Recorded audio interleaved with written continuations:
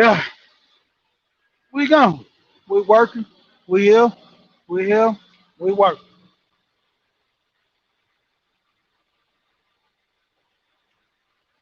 A little noise in the background.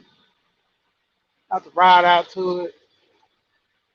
Hope it don't be too loud. I know it's gonna be loud, but I want to talk about this conversation. Friends, you got your friends, boyfriend and girlfriend, just regular old friend, and then you got marriage. When they come down to it, a lot of people don't even know what category they stay in to be in a relationship or just being friends. You got dudes get put in the friend zone, waiting for their opportune chance to hit that, or you know be on some what is this? Where do we stand type relationship. You would go live. That's funny. But yeah, when it come down to it, it's like give or take. What's going on, third? It's like it's crazy from the aspect of a lot of dudes fall in between the cracks, even with the women. You know, there's a lot of women get put in the friend zone. They don't want to talk about it, but it's a lot of women get put in the friend zone. Dudes just don't look at them as being that attractive. You know, somebody to be around is cool, but other than that, it is what it is. You know, so at the end of the day, going into a relationship, it kind of makes it hard because you see this person strictly as a friend, but you see the resources that this person have for you, that can get you ahead of the curve. You know, being honest,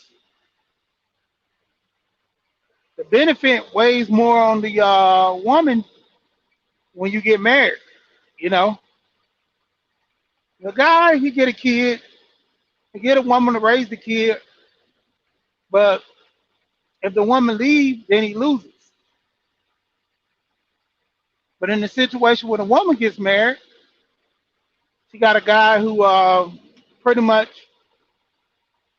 take care of her, financially, physically, all that, protect her. So going into the relationship, a lot of people say it's 50-50, But I pay bills, he pay bills. But when that extra money come down the pipeline, might be him or her. Don't know. You got most cases where women do lead the relationship. You know, it's frowned upon in this space, but in some cases it is true. Some women do lead the relationship. You know, other guys don't like it, but it is what it is. Depending on that man. If he carry himself a certain way or a situation happens, he has no choice. He has to let his woman lead. She pay the bill. You know, say the guy that's been an earner essentially loses his job. Can he still run the house with no job? You have to will the power, or he just lead the relationship. You know, what if dudes lose their job and they supposed to have a woman that's there for them and stand by them, but ultimately she like bump that, or he like bump that. Man, I'm gone. My wife can't run the relationship. You know, I can't relinquish the power to her. She gotta She gotta let me run stuff. I don't care if I'm broke or not, you know. And in some cases, women do. It gets like that sometimes. But for the most part, like I said, where do you stand in these relationships? You know, if you made it to the point of getting married, what's your stance on this marriage?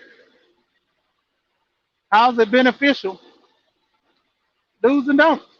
You know, sometimes I like to hear a lot of people reason for getting married, and shout out to Roger what he said. Marriage is for life. How many people plan on staying together for life? How many people, because you got to understand, society plays a big part in pushing relationship, but uh, yeah, what it is. Over time, shall see. But when it come down to it, that's like the biggest part. What are you willing to take in a relationship? What are you willing to give in a relationship? You know, because in most cases, are you willing to go through the good time and the bad time? That sets the standard and the outcome of the relationship. You know, even as in friendship, you can have friends, whether it be, mostly opposite sex, but let's just say same sex. You got two guys that been cool with each other for years, and an incident make them not want to talk to each other, you know, and nobody wants to admit fault. Nobody wants to apologize. Everybody wants to be stubborn and stand on their square. You get that in a relationship, you know, even with friendships, between men and women. The woman would, want to go kick it. I've seen dudes take women out, pay for the dinner. I've done that. Took my cousin out to eat with a friend a couple of times. I paid, you know. So just being a gentleman, I didn't have to pay. I got the money to pay, so I paid. So there was a couple of times I didn't pay, and they was looking crazy. Like, I'm like, no, I ain't paying for this one, you know. And the funny part, I did it on impulse just to see their reaction because they would always assume that I was going to pay. But it was funny because I ain't gonna lie,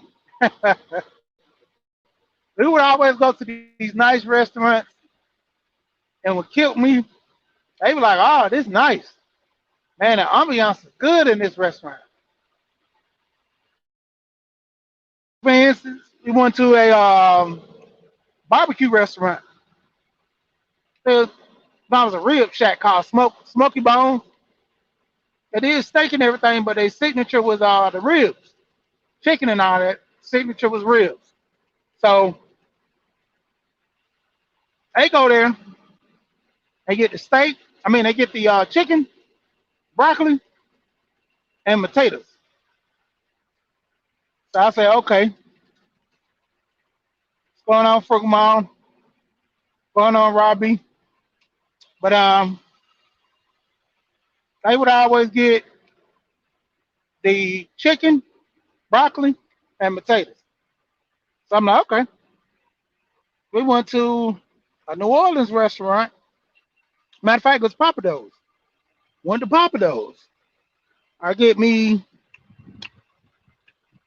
I get me some gumbo, shrimp trio. Then I get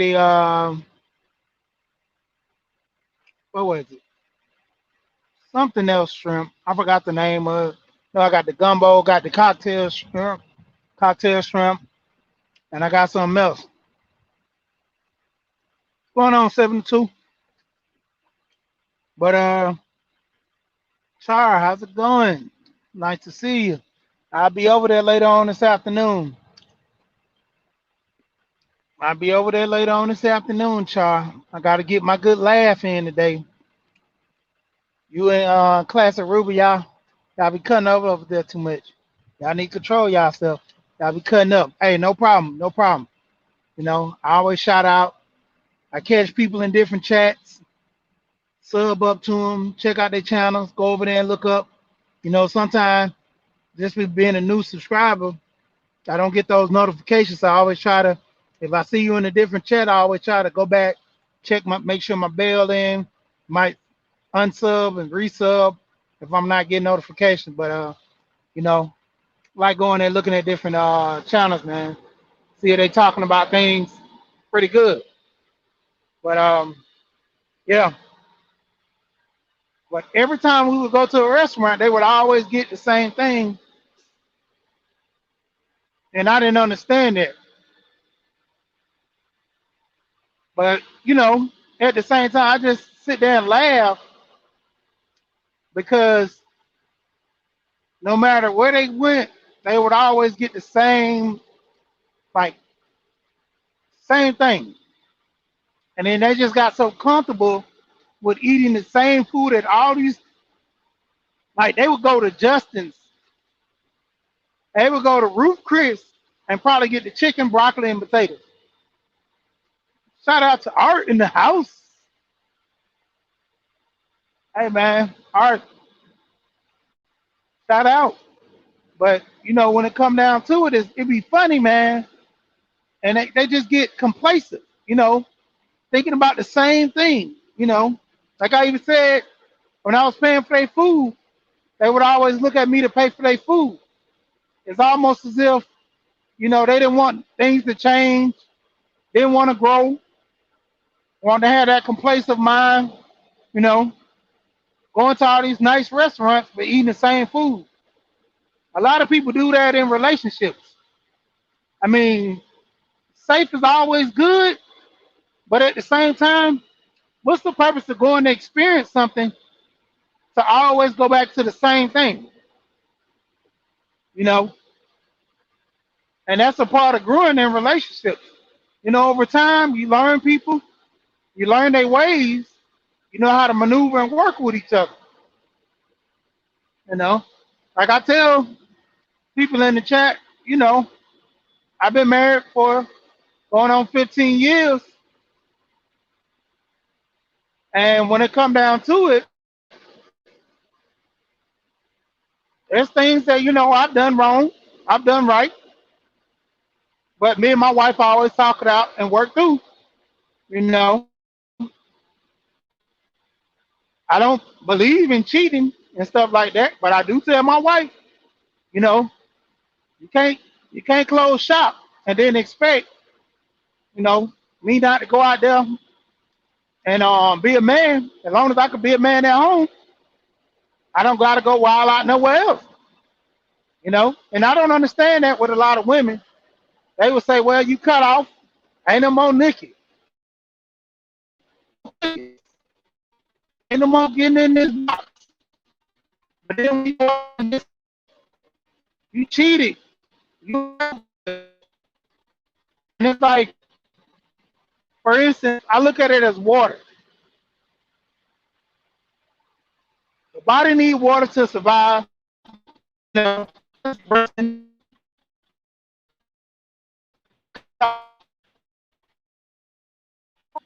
I'm good. I don't need no water. I don't need nothing.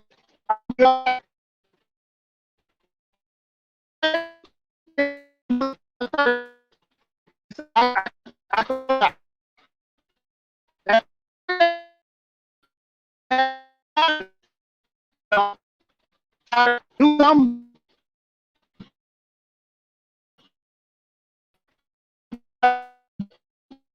When it comes down to it, I got generally say If you cut that man off and you expect him to walk around there and, pout all mad because he can't get none, but you cut him off. So when he go cheat, whose fault is it? You know, that's when you're married. That's when you're in a relationship, boyfriend and girlfriend. Or let's say when you're a friend, you know when your friend out there messing around on that girl.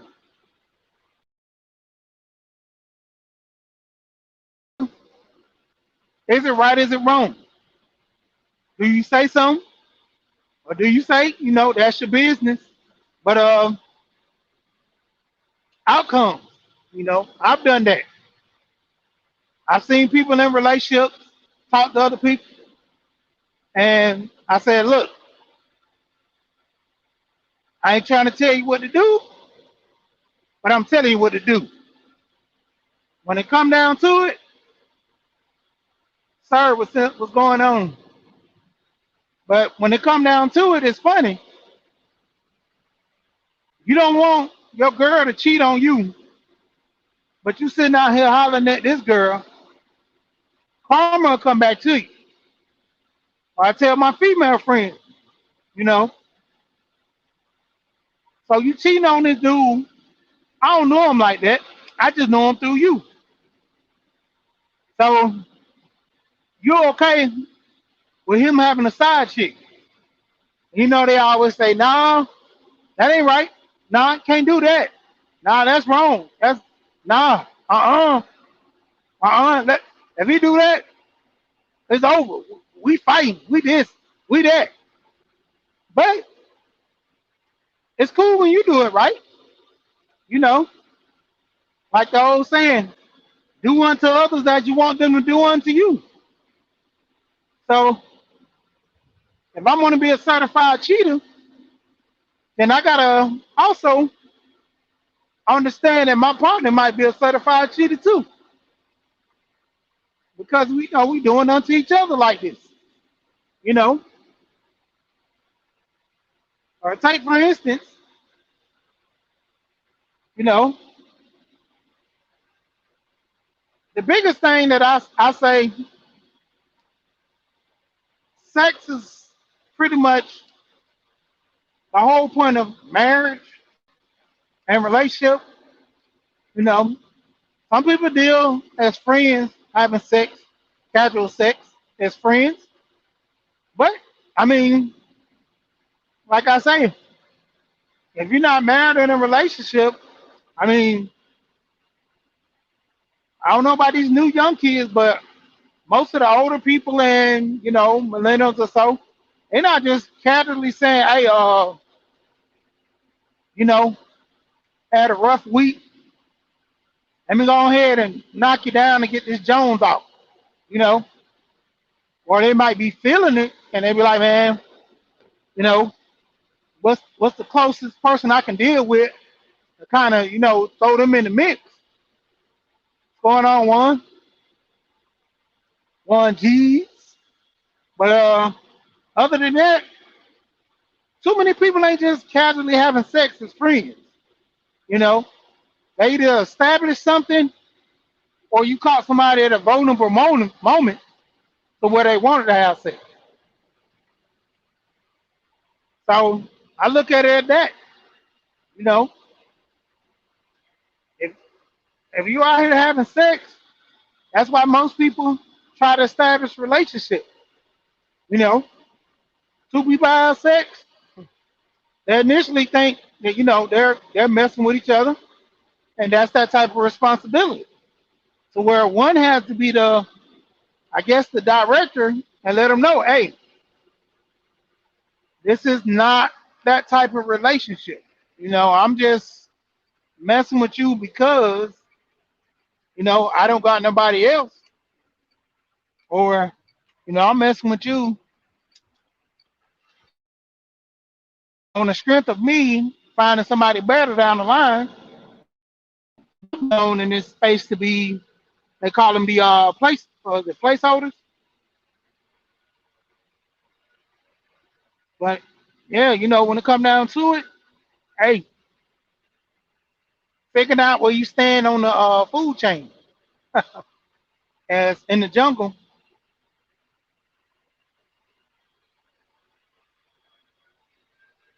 To me, like I said, I'm just trying to get to talk about it because I was listening to Dr. Dunbar and his discussion.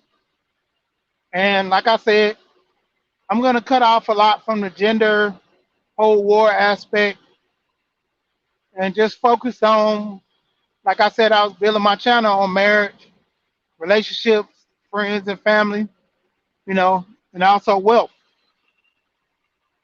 Because when it come down to it, I had a real estate agent on my last live that I did, talked about buying a house, kind of do's and don'ts. A lot of people were talking about those home warranties, like we was talking about the home warranties. When it come down to it, a lot of people complain about getting a new roof, getting a new AC unit when buying the house. But getting a home warranty will cover most of that stuff, you know, and that's aside from getting your insurance. Your insurance can cover your roof if you have damages, wear and tear.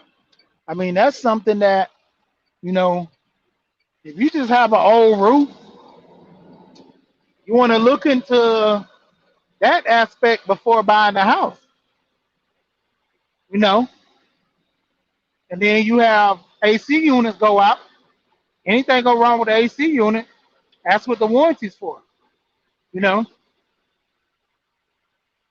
and you just putting money in a rental. You're not really gaining no assets back from it, but buying the house lowers your rent. You know, I understand that people do corporate move a lot, so that's understandable renting.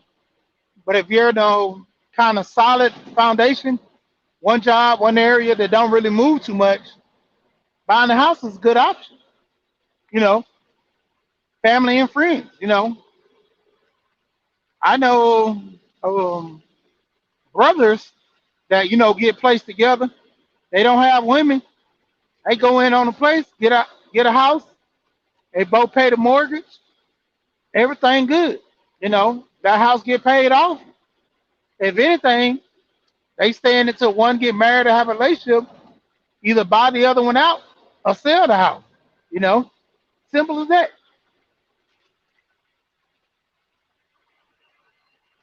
Because say you invest so much money into a house over time, you know, that's a good investment. So, you know, I had Alonzo on there talking about life insurance. That's another one. I'm gonna do a big one on him. I got a guy that's in the IT, good friend of mine. I'm gonna do a bill on him. Talks about his investments, how he got into IT, married, how he like his life. That's my main focus that I want to put on the channel because I want to get more people looking more into investing in, their future. I was just thinking about this, putting this on my Facebook that breaking the generational curse. Having my sons, getting life insurance. I expressed that on my last live that essentially by the time they turn 20, 21, they can actually go and buy a house. As long as I keep them in good standings with their credit, they get 18, by say about 15 or so. Put them on my credit cards as authorized users. So they're gonna already start building credit. Authorized user on my account, keep my credit up. That intel gets them good credit. Get them a bank account open up. Turn 18, get their first credit card. By the time they're 20, looking into buying a house. I can actually look at them getting a house at 18, but I want to see what their mindset's at. They have payment assistance for a lot of homes. Who knows if those programs will still be available? But if they do, down payment assistance to take care of that. Then turn around, they have life insurance, which they've been having money in. By the time they turn 20, that'll be cash value. They can go in there and pay for their um, closing costs out of their life insurance. Just like I told my wife, I was like, I'm building things now for the future. Just in case if I'm not here, it shouldn't be an issue with them trying to own their own homes, with them trying to get cars, with them knowing not to go broke with the money that they have in my policy. You know, Lonzo already said, and I told, I don't have no shame on telling people I'm going to try to get $1 million policy for my wife and kids. You know, even to the extent if I'm still alive going into my older years, that'll be money for my grandkids. You know, just trying to work hard, do what needs to be done, as far as having a family, make a little more money, do a little more. But it starts with the knowledge, giving your kids that knowledge, giving them the understanding of how to work with money. You know, a lot of kids are not going to take to it at first. You ease it in with the stuff that they like. My kids like playing Roblox. I buy them a whole bunch of cards, and I just stop buying them. Show them how to budget. See, this is where money. When you don't get the card, is because you know this need to be paid or that need to be paid, or we're going on vacation. What do you want? The game card or go on vacation? So you got to start somewhere. Even with people that want to be single, don't not really interested in looking for nobody. You got family members that got kids. You can help them out as well. You know, when I was single, I was looking at getting life insurance for my son. I mean, my friend's son, because I didn't have no kids at the time. You know, I was not looking at giving my cousins money because I seen the attitude that they did with their dad that was around my age, a little bit older, but around my age. So I'm like, you know, if you don't have that much respect for your dad like I do, generally, I don't know if I need to leave you anything. So at the end of the day, that's how it runs. But like I said, as far as relationships, it all depends on what you want out of a relationship. That's what you're gonna get. I don't understand how a lot of people, go into the relationship with the aspect of taking everything and not wanting to give much. So how does that relationship going to work out for the next person? You know, we look at this situation with Dr. Dre getting his divorce. A lot of people say, well, it was coming and this and that with the money. You know, yeah, it could have been that way. You know, and the funny part too is that's why a lot of people are opting out of marriage. You know, if it's not a good fit for you, then don't get married. A lot of people say, well, depending on the race, our race of people, we got to keep getting married and keep making kids for, you know, the next generation. But if we bringing our kids in total chaos, how is this generational marriage thing working? You know, people who don't want to get married are forcing themselves to be in relationships with people. How's that working out? Like, how good is that going to do for the youth? What's going to be the standings on that? Just because I want to, continue the black race, I have to get married. I have to marry a black woman, and I have to live in dysfunction. I heard guys the other day were talking about staying married for the kids and living in dysfunction. I don't agree to that because when it boils down to it, you know, I don't want to sit here and be married in a relationship and not be able to, you know, deal with the woman I love from a, from a side of being loved back, only being the love that I do for her and the kids. You know, kind of lost some words right now. What's going on, Tampa Spring? But I'm not trying to stay forced into a marriage for my kids. My kids will be all right.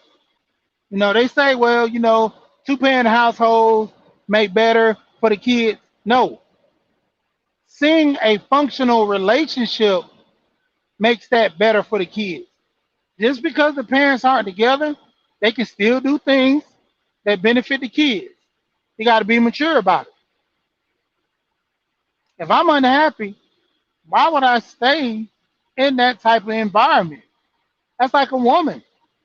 Why would a woman choose to stay in an unhappy marriage for the kids? Like, what is she getting out of the deal? But misery. I don't, I don't sign up for that one bit. I don't think no one else should sign up for that one bit. You're literally saying that you got to take turmoil, faking sex to a degree. Sex feel good, but to have sex with somebody you don't like and no feeling involved, sometimes it don't work like that. You can't get that feeling, then you can't have sex. If you're disgusted with somebody trying to mess with them, you know, you got to have that good willpower over your over your body to control that. I've never seen myself do it. You know, have some type of feeling for a person, but no type of feeling at all, or remorse, disgust. I don't think it worked like that. You know, truth, what's going on, man? Truth as I know it. What's going on, man? Shout out to Truth. Hey, like I always say, understanding, submission, understanding. We can say it either way. I just look at the job being done. That's my thing about it. I want the job to be done. You know, have an understanding to where me and you be in a relationship, we get things done. You know, a lot of people, you know, are going into relationships only for self gain. So starting off more like a friendship, you know, that kind of gets the ball rolling where you have an understanding of each other. You know, not saying that's the perfect way, but man, my wife started off that way. Started off friendship, everything was cool. I took it to the next level because, like I said, I wasn't looking for a Jamaican wife. I was looking for a woman that was black that I wanted to marry. You know, just so happened to be her, and she had kids. If it was a woman with no kids that I could talk to and everything was cool, I would have married her as well. Mahogany, what's going on? But when it come down to it, there's no big thing with me wanting to going out there and just running around looking for single mom. It was what it was. And that's the thing too with a lot of people, they gotta understand that, you know, going into a relationship, you gotta know what you want. That's why I always talk about knowledge of self. I can't get married to somebody just thinking that it's gonna work itself out. Like, how does that work? You know, the, the, the, the likeness of you getting married and it work itself out, just can't see it. You know, have an understanding of who you want to marry. Men and women. Like I said, my channel, I don't just sit here and take the women and throw them up under the bus. Hey, dudes going right up under there with them. You know, because there's a lot of dudes who hold fault, and because you're a man, you beat your chest and say, "I'm a man. Listen to me." I got the power. I make the money. You know, I could cheat if I want to, and you better not say nothing. If you do, I'm leaving you. It don't work like that. Same thing with, the women. Women to be out here, no, you want to cheat? Okay, cheat. Do this, do that. I don't care.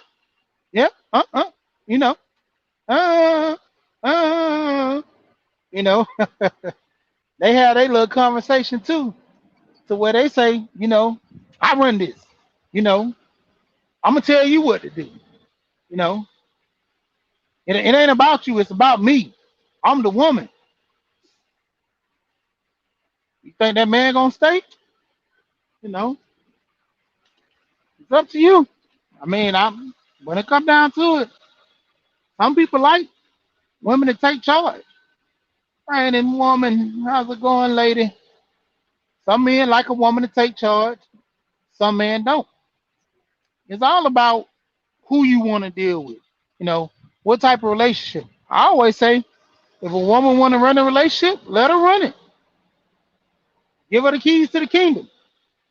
But when she try to give them back to you the next day or 2 days later, no, put the pressure on her. Let her go on out there and let her go cut that grass.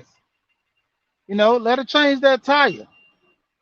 Let her go out there and do all the things that you gonna do, and let her see that leadership is not just controlling the money.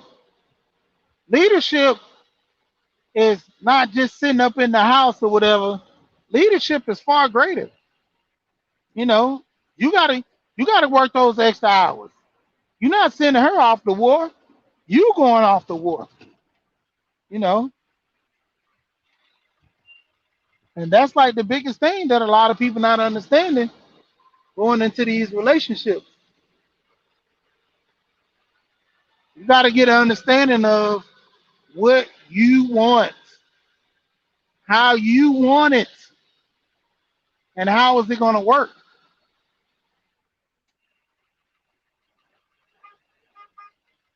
When it come down to it, a lot of people they look at relationships and say, "Man, hey, I'm gonna do what I want to do. I'm gonna do this, do that. Can't nobody tell me." You know, you got a lot of people that'll sit there and say, "I run this." You know, shout out to Denzel Washington Training Day. You know, you stay here. I run here. You just stay here.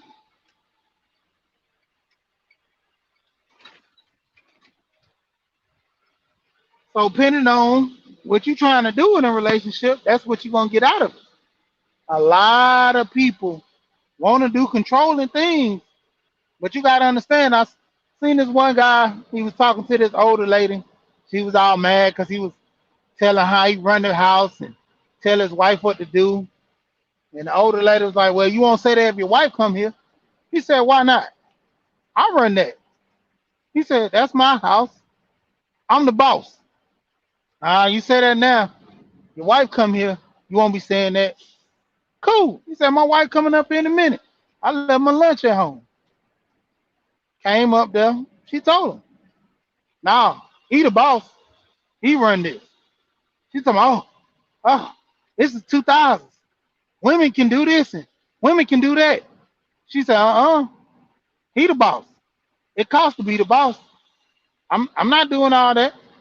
It costs to be the boss." She was shook. Oh man, how you gonna let him talk like he running stuff? She said, "Because it costs to be the boss. I'm not doing all that." It shook her up. She like, oh, I, I don't get it. Why? But at the same time, she knew that being a boss, it wasn't just the whole, talking thing. You had to be on point, and that's why I keep saying, you know, being a boss, you can't just talk about it. You got to be about it. And that's what a lot of people don't understand. in the relationship. So to get to marriage status, you have to know what you're talking about. Hold on right quick.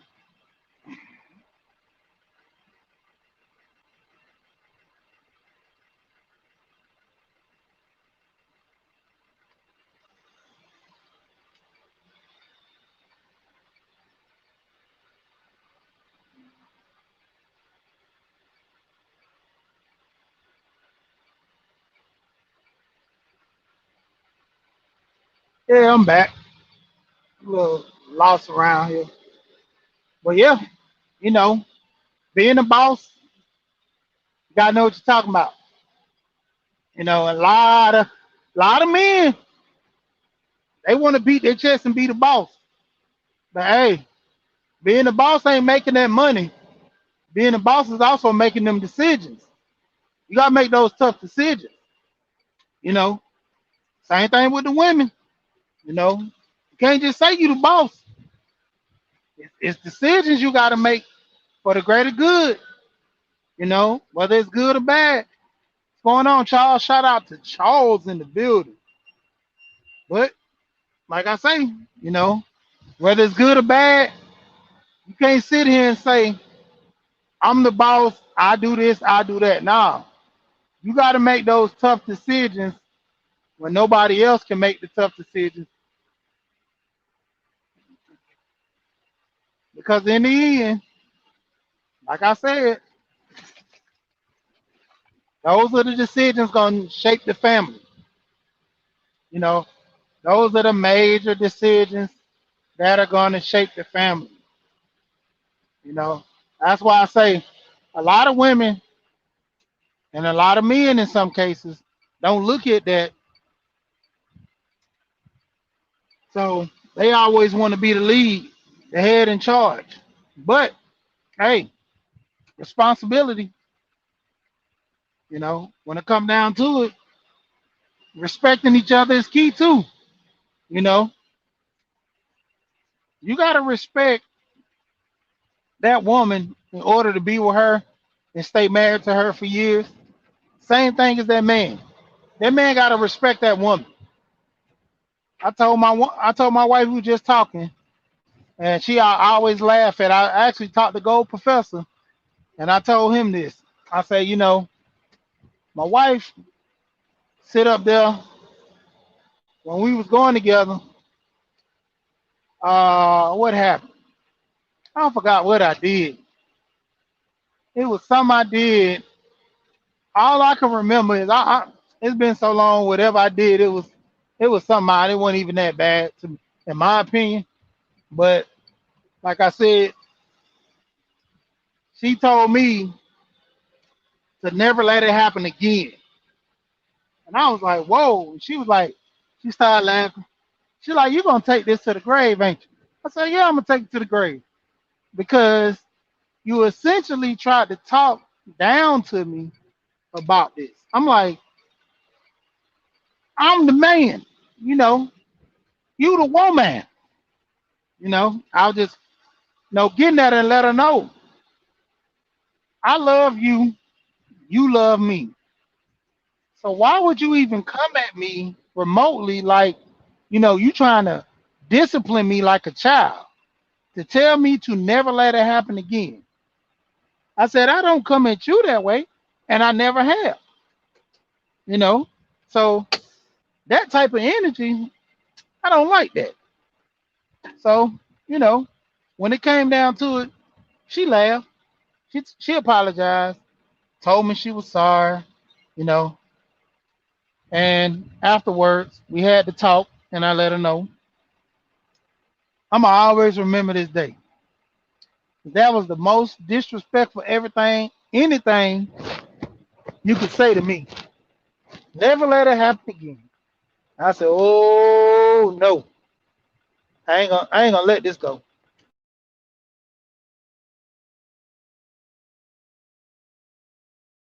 You know, like I say, we laugh to this day about it, but at the same time, she always say, "You don't know how to let stuff go." I said, "Nah, you know, like I tell people, I'm petty. What's going on, Powder? I keep telling people they don't understand I'm petty, man. Like the extent of my pettiness is bad.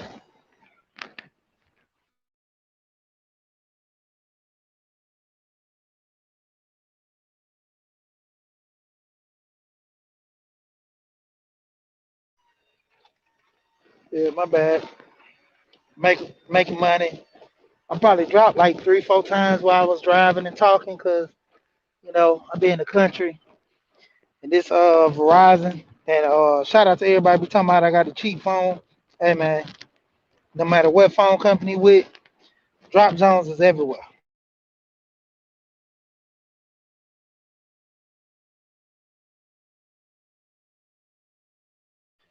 Yeah, but like I said, I'm so petty. I'm sorry. I'm tell you, I'm just real petty when it comes to certain things. So when I hit them with it, that's why I told you I hit people with that Maxwell because in my opinion, you know, some guys they're gonna take offense to it, but I hit them with that because I hear him crying when I hear him on there talking and stuff. Sometimes I just hear him crying. The Lexus dude, what's going on, man? Hey, he caught one of my lies. Hey, MC in the building. MC in the building. What's going on? That's old. But yeah, man, like I said, yeah, going into relationships, man, you gotta be able to talk to that person, despite anything and everything these guys are talking about on YouTube and dealing with in life. You gotta deal with that person on your terms, man. I don't care. People are, hey man, you gotta talk to your woman like this, man, and tell her who runs stuff.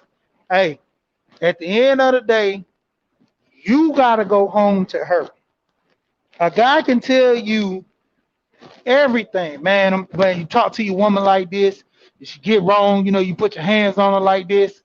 But at the end of the day, you gotta take that charge if you grab her the wrong way and that guy said do it. So at the end of the day, you gotta have a compromise and decision on how you want to talk and deal with your woman. Same thing as women. Like I say, my channel is based on talking to both male and female because a lot of times we always get on one, not the other. It goes both ways. If you want to have a successful relationship, you got to work with each other and stay away from these crazy people, man, especially YouTubers.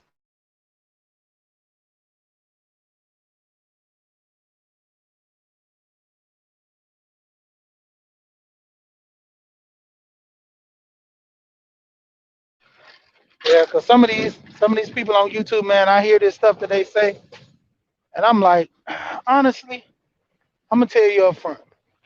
Half of these people on YouTube, they be trying to give advice. They ain't in no relationship. Cause I hear the way you talk. Like you can tell me that you in a relationship. You know, talking about how you gonna pop somebody and talking about how you, hey, go fix me a sandwich, woman. I'll do this and do that to you. Nah, nah, nah. Kev cool. I get Kev cool because at the same time, like I tell every woman that I talk to about Kev, I say the way he talk is crazy, right? Everyone be like, yep, yep, oh, this and that. I say, but at the end of the day, what he's saying, is it wrong? 9 out of 10 women always say, yeah, but. I say, no, no, no, not the but, the behavior. That's what he's talking about. That's what he's focused on. Is is the behavior acceptable? 9 times out of 10, they always say no.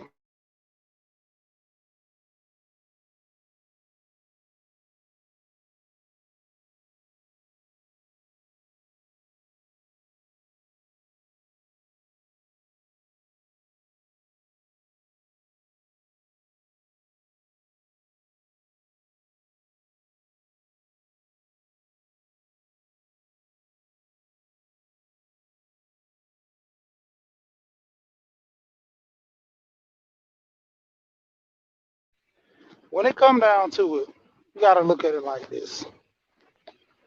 You know, a lot of people want to kill the messenger. A lot of people want to take shots, but the point of it is, if Dr. Martin Luther King would have never tried to, do those marches, would we be going through this civil rights and having a lot more discussions with people? You know, so you got to look at that. The it got to start somewhere. Where is it going to start? How is it going to start?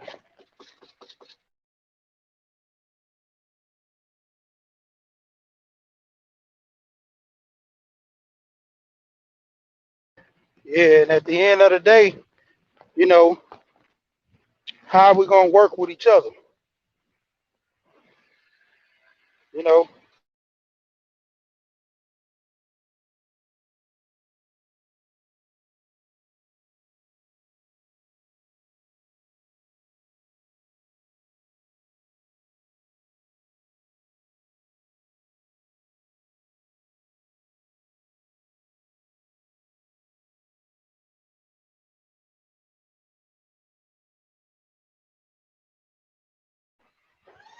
yeah, my bad. I got a lot of calls and stuff. Yeah, but my thing is this: like a lot of people, we talk about the whole situation with Kevin and the way how he, talk to women, and how many of those women, how many of those women actually have to come on those panels and have an understanding if this is something that's making women look bad, why are they still going on there? So you got to question that. You know, that's like the biggest thing. A lot of people not, talking about in that scenario, because in most of the time, everybody want to be married and have someone that they can, spend their lives with. But then there's others that, that need money, essentially just money.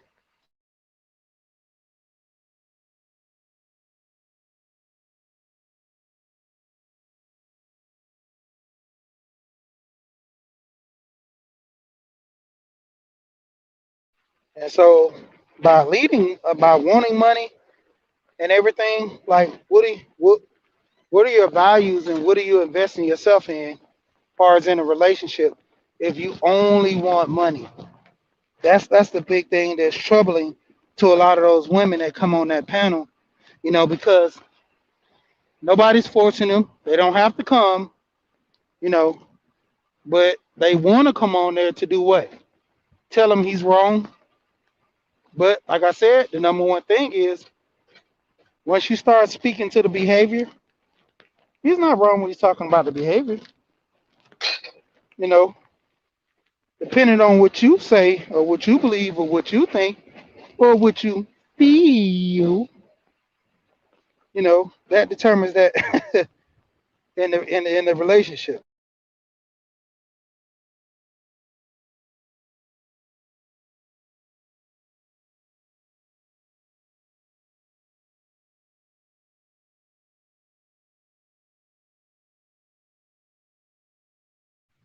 Because like I said, at the end of the day, what are you actually getting out of this whole concept by arguing and fussing with him?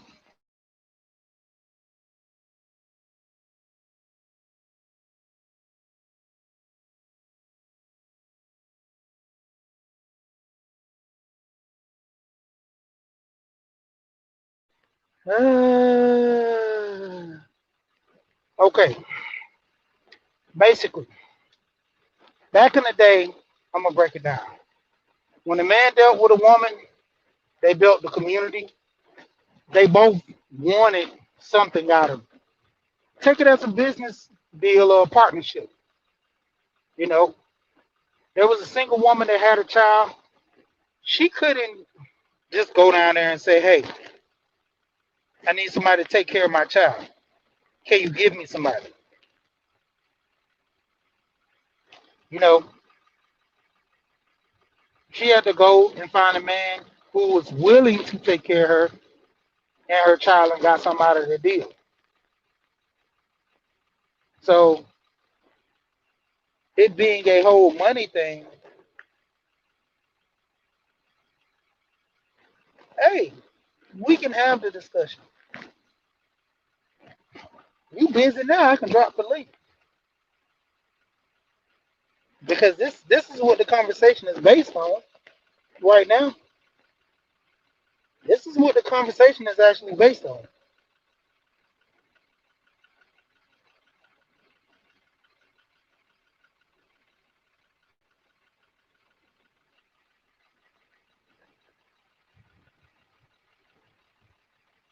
All right, the Lexus dude. All right, I'll be hollering at you, man. I'll be checking out your channel, man. Nice cars, man. Nice car. I like how you go down and do the detail on them. Hey, do a couple of videos on the features and stuff in the dash too. You know, if you could one day go on the computer, show different specs of the concept cars, the new ones that are coming out, and the just different pictures from the car shows. That'd be a good thing too, man. All right, cool, no problem. I'll be here.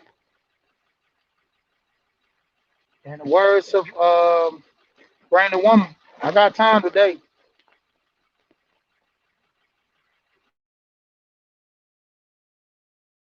Oh, okay.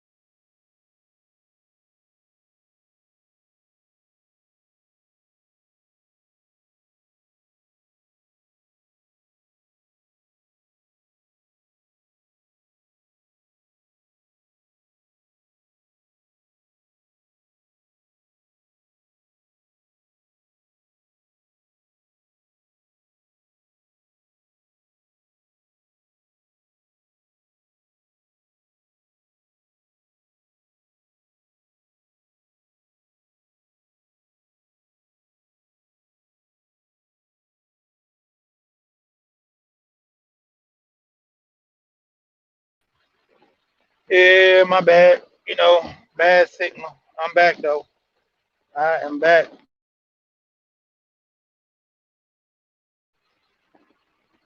Yeah, but yeah, like I was saying, to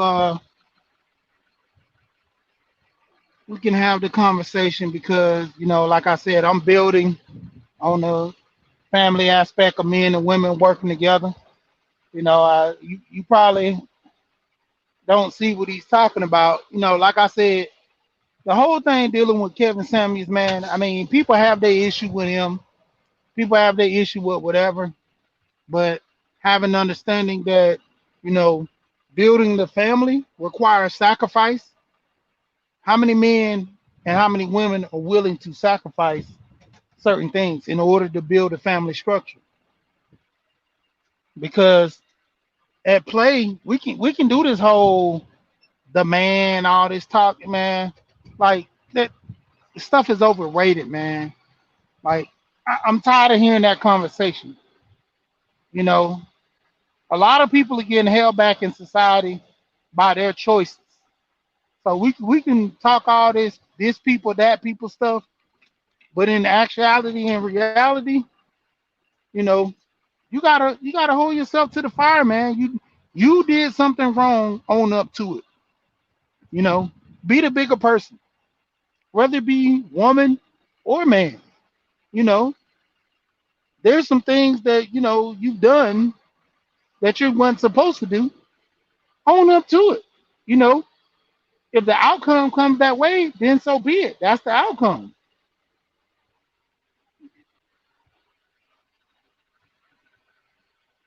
You know, a lot of people. When it comes down to it, it is what it is. You know, yeah, I cheated. So if my woman leaves me, I can't be mad. Which I know I'm gonna be mad because I'm gonna be all emotional and have my feelings about it. But it is what it is.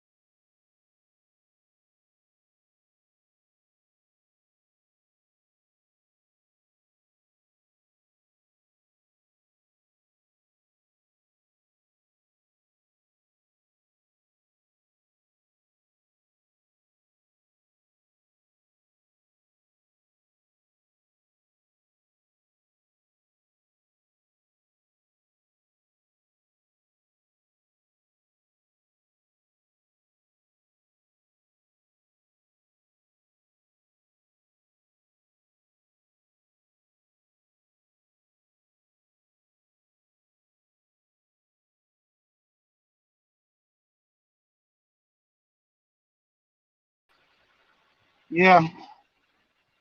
Damn, I got two now. Well, remove this one.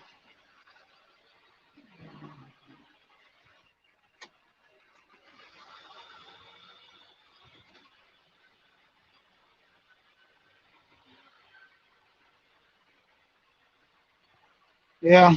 But like I said, it's just a lot of people not owning up. You done something wrong, take fault. You know, ain't nobody out here living like they saints.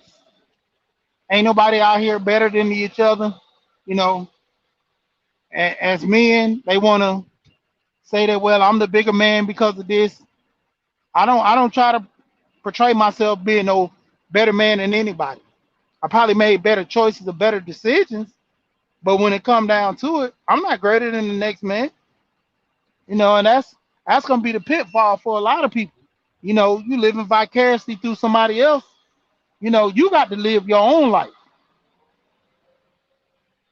So when it come down to it, that's like the do's and the don'ts of the relationship. You know, if you deal with somebody at they low, you you can't get nothing more from them in which they give you. If they give you more, that's on them. You dealing with them at they low, wilding out, doing all this stuff. I said that, in my relationship, I stopped messing around with a whole bunch of women. Not that I do that anyway, but it just I knew if I was gonna get married, I couldn't be dealing with women, you know, like multiple women that have two or three girlfriends like that, trying to find that special someone. Deal with one woman at a time, because that's what I'm gonna do when I get married. You know, like I said, I don't follow that same path in which a lot of guys take or a lot of guys think. So I'm different. I encourage you to find your own path. I'm not gonna recommend you do what I did unless it fits you. I don't try to push nothing on too many people. I let you make your own decision because at the end of the day, you got to live with those results. You know, when it come down to it, it is what it is. You know, we could talk all day about having a perfect woman, but that's my perfect woman, not yours. That's my perfect relationship, not yours. You know, I had my partner. We talked, you know, about getting married and stuff like that. He was saying he was jealous of my life because everything was falling into place. And I'm like, yeah, but it takes time. You know, nobody's looking at that dedicated time. You know, look at the Currys. Everybody voicing their opinion about their relationship, but then look at Will and Jada. We voiced our opinion about them as well. Look at Will and Jada still together, but look at the Currys. They getting a divorce. I mean, we can only cast stones at everybody, how they do, what they do, but in the end, it's what they want to do in a relationship is the key, man. You know, I was in church one day and the pastor say every tub got to sit on his own bottom. And that's key for people that don't understand that, you know, if you a tub, you got to sit on your own bottom. That's basically you, I'm me. We can might be the same model tub, same size, but you can't fit your bottom into mine. You can't snug them, whatever how it goes, and just let it be. You know. So a lot of people, they go into relationships expecting too much out, and who fault that is. You got to have these conversations and talk about this stuff. Even from the money conversation that Dr. Dunbar was talking about. When he had conversations with his ex, he was saving, she wasn't. How was that gonna look in the future? You know, I heard a woman tell her man that this guy was a entrepreneur. He said he wasn't really saving like that because you know when it came down to it, he kept investing in his business. You know what she told him? She said, "When you get old, I feel sorry for you because I'm not taking care of you. I got Social Security gonna take care of me." And that was his wife. And I'm like, wow, this guy sacrificed doing all this stuff, working jobs, taking care of business, but then you know you throw him up under the bus like that? I'm like, that's crazy. Like, wow. But as it stands, you know, she was right. That's her money. Now, do she want to share with him? It's up to her. Same thing in relationships, man. A lot of people gotta, come to the understanding. You gotta have that conversation. What is marriage to you compared to them? Then over time, things change. I always let it be known there's no guarantee, you know. And then the funny part is I don't get guys who divorce their wives but still try to hang with them and be friends.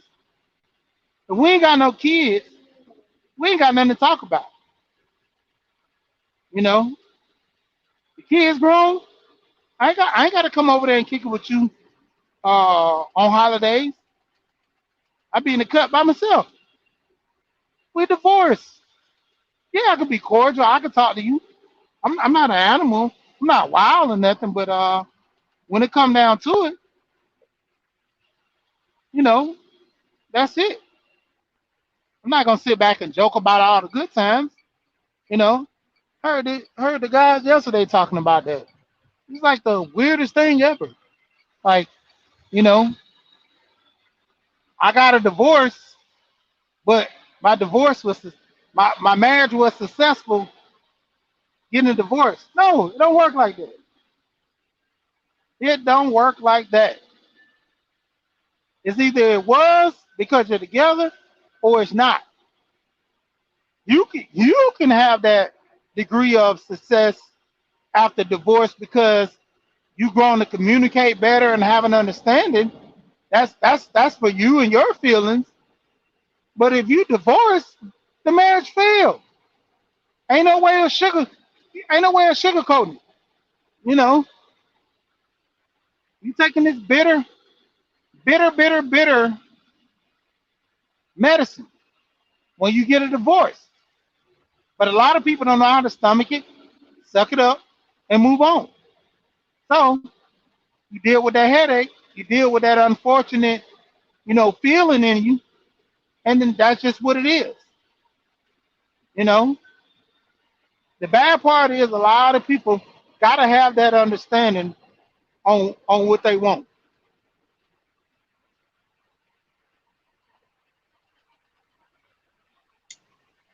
What's going on? What's going on, Mr. Sheik? Hey, we here. We here. Hey, so earlier on you talked about other YouTubers not really giving the full message and kind of misleading the people. And Yeah. I agree.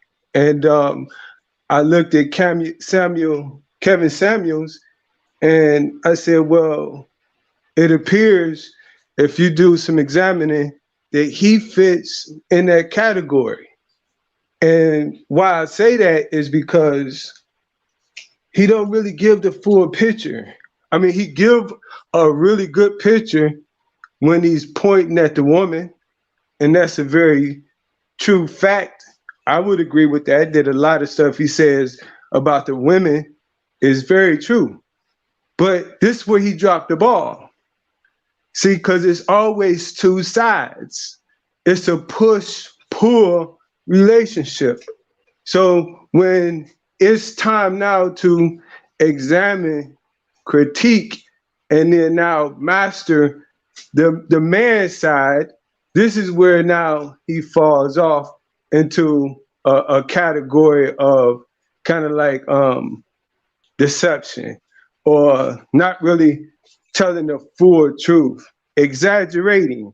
So when you're exaggerating a point that need to be straightforward, then this is now why I say that Kevin Samuels is kind of like he's throwing good out there, but at the same time, he got some poison in that good. What do you think Okay. about that, Sheep? Um, in some cases, I would say give an example because when Okay, it comes, go ahead. okay, for example, so now he talks about the man in a sense where the man is supposed to be loaded with money. Everything about the man from his standpoint is totally material based. And then he says that this is a good man. A good man is somebody who, a high value man is somebody who has money, somebody who keeps money, somebody who have a reputation, somebody who's connected to the society in a way like a fraternity. So these are all kind of characteristics of what you call kind of like what we would say a front man. So you got the front man that's getting all this glorification, but we all know it's the real man that keeps the relationship going. And when you put this idea out there that this high value man that's connected to the society in a way where he got status and pull, he got money, he got consistent money, he got now this picture where all the women want this man, in which that's kind of like how it is when you have this ordeal going on. So I think he's also playing on the women's emotions, saying you can have this when that really is not even going to keep a relationship going.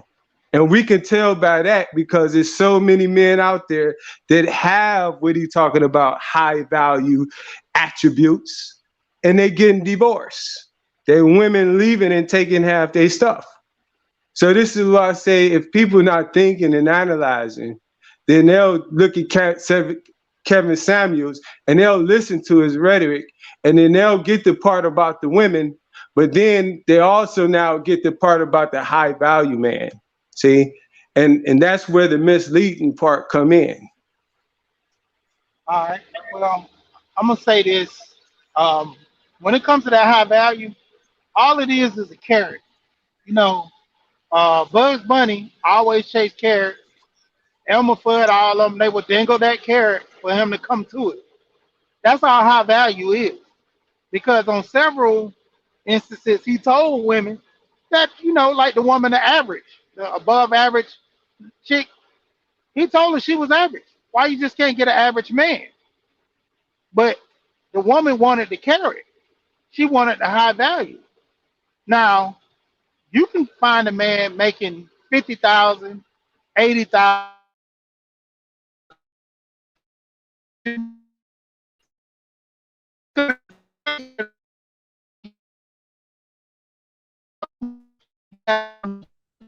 You Borg she.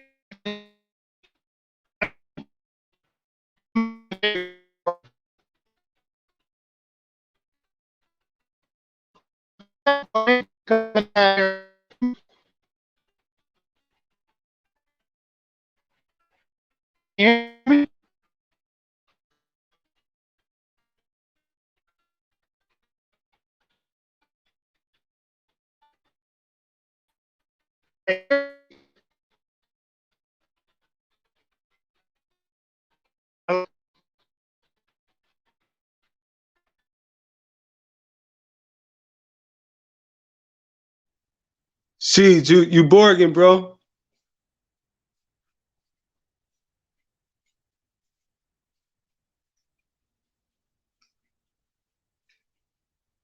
See, and another thing why we can't hear you that we have to look at Kevin Samuels is that the way that he talks to women, there's no way that you can contain, sustain a relationship talking to a woman having that short of a patience.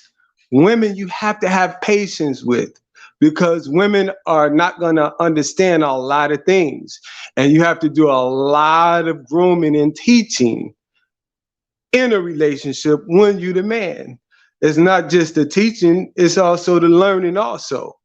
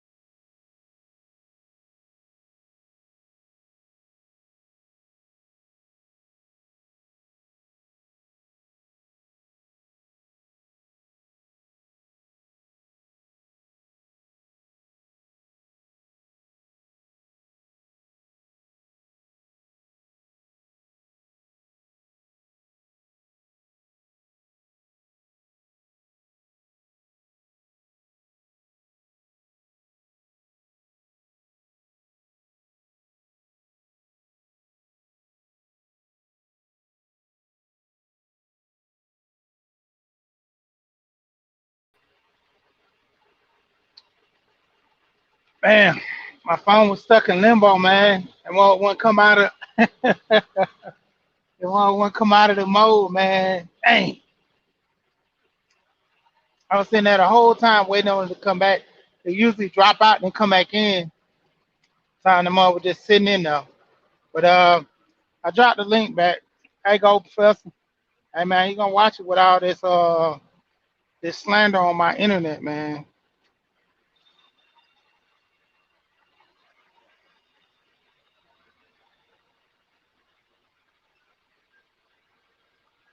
But yeah, basically what I was saying that, with that he's dangling that carrot over in those people's face.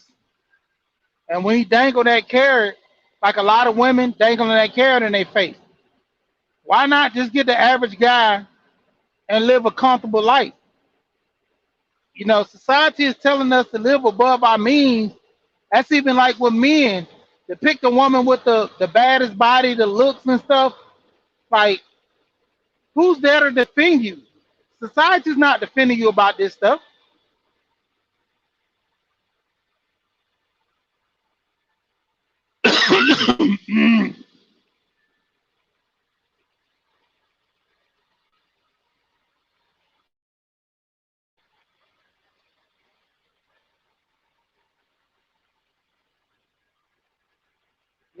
When it come down to it, the issue at hand,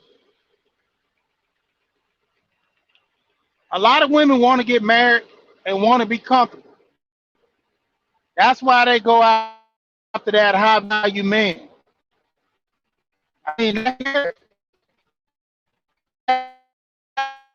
your guy that's a plumber, he makes good money. Starting off, he don't, but over time, he does. Why you gotta go marry a corporate guy? Why you gonna go marry a guy that drives the Benz?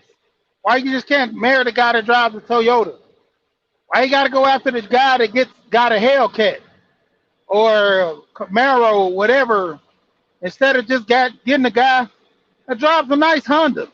Pay his bills, productive citizen, man. Things are good for him. Why do you have to go after the guy with all the money? Same thing with the women. You know, why do you have to go after big booty Judy in the 10? Why you can't just have an 8? Why you can't have a 7? You know, what is your standard of beauty? And that's what a lot of these women are not understanding when they call Kevin show. They going after the carrot. Because there's a lot of men that make money, but you foolish to not go and do your homework and look into the facade of the woman. You know, in general, a lot of women are going over there to figure out how to get the sucker.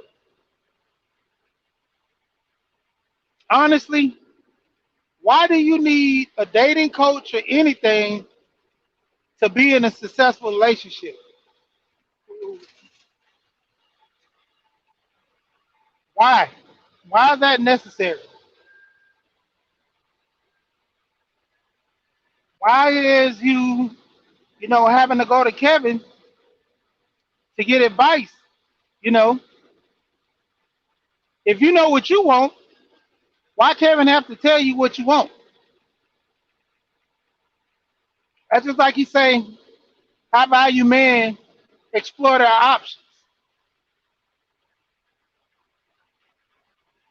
And if they explore their options, then what?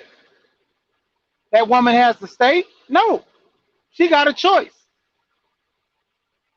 So when high value men explore their options, that's his choice, and she has a choice to stay there and continue keeping the money or leave and don't get anything.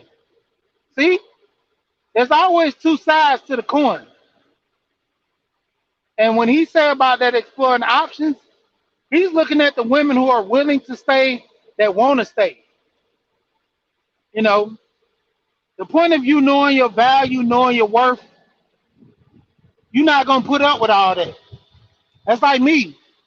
If I'm married to a woman that makes a lot of money and I don't want to put up with her cheating, I leave. Same thing with a woman like my wife. If I cheat, it's up to her to stay. I don't make that call. That's why I say if a man who makes all this money doesn't know how to vet a woman, but he only knows how to make the money, he played himself. You know, when it come down to it, I can be Jeff Bezos. Personally, in my opinion, Jeff got cooked. His old lady friend messed around with him. He, of all people, he got caught with his old lady friend. Why he couldn't get caught with the lady in IT? Why he couldn't get caught with the hooker in Cali? He got caught with his wife's friend. So what that tell you? Come on now. Put two and two together. Or do some homework for that.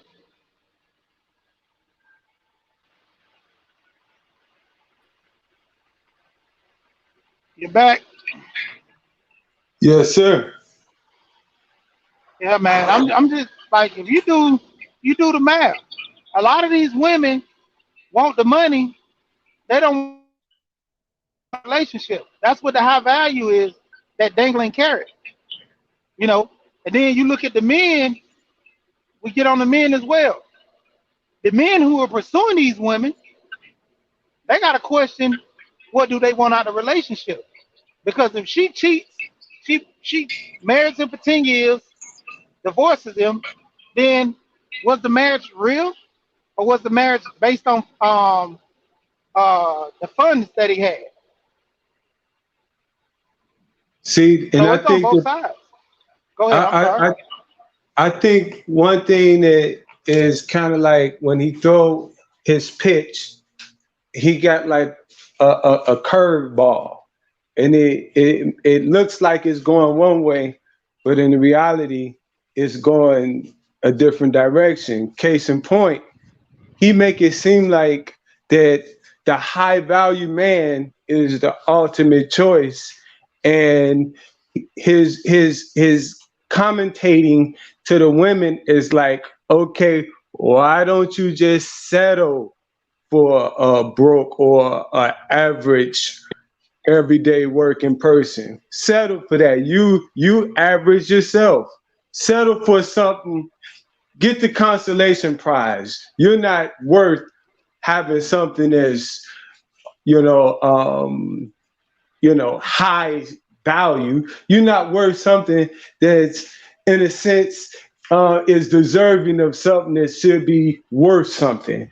You are average at best, and that's the wrong message to send to and I'm gonna have to say this to God's creatures, because all people, they have the right and the birthright to get the best. So when he say you can't have the best, and you about a 2 or a 3 or maybe a 4, that's an insult.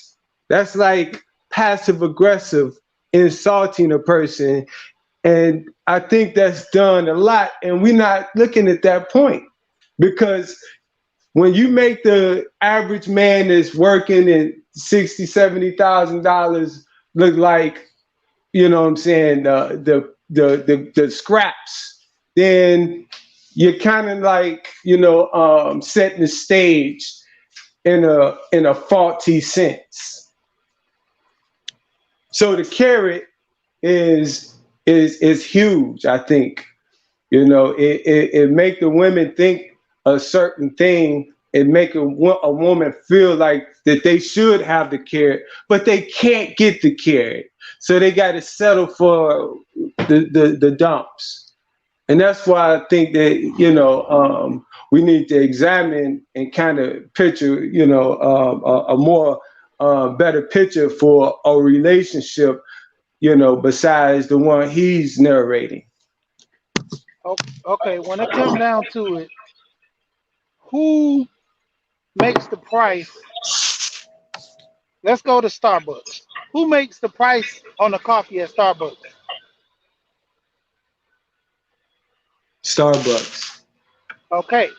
Now, if you don't want that price, you just don't pay it, right? You go somewhere Right, else. right. Now, that's the same thing with this high value talk.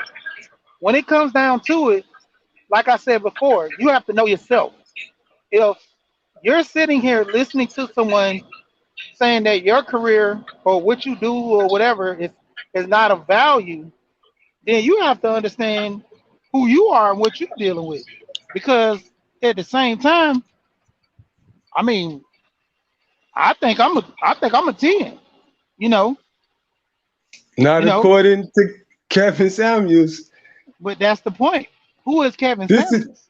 this is now we talking. This is what I'm talking about. But Kevin Samuels got a lot of influence, and a lot of people are listening.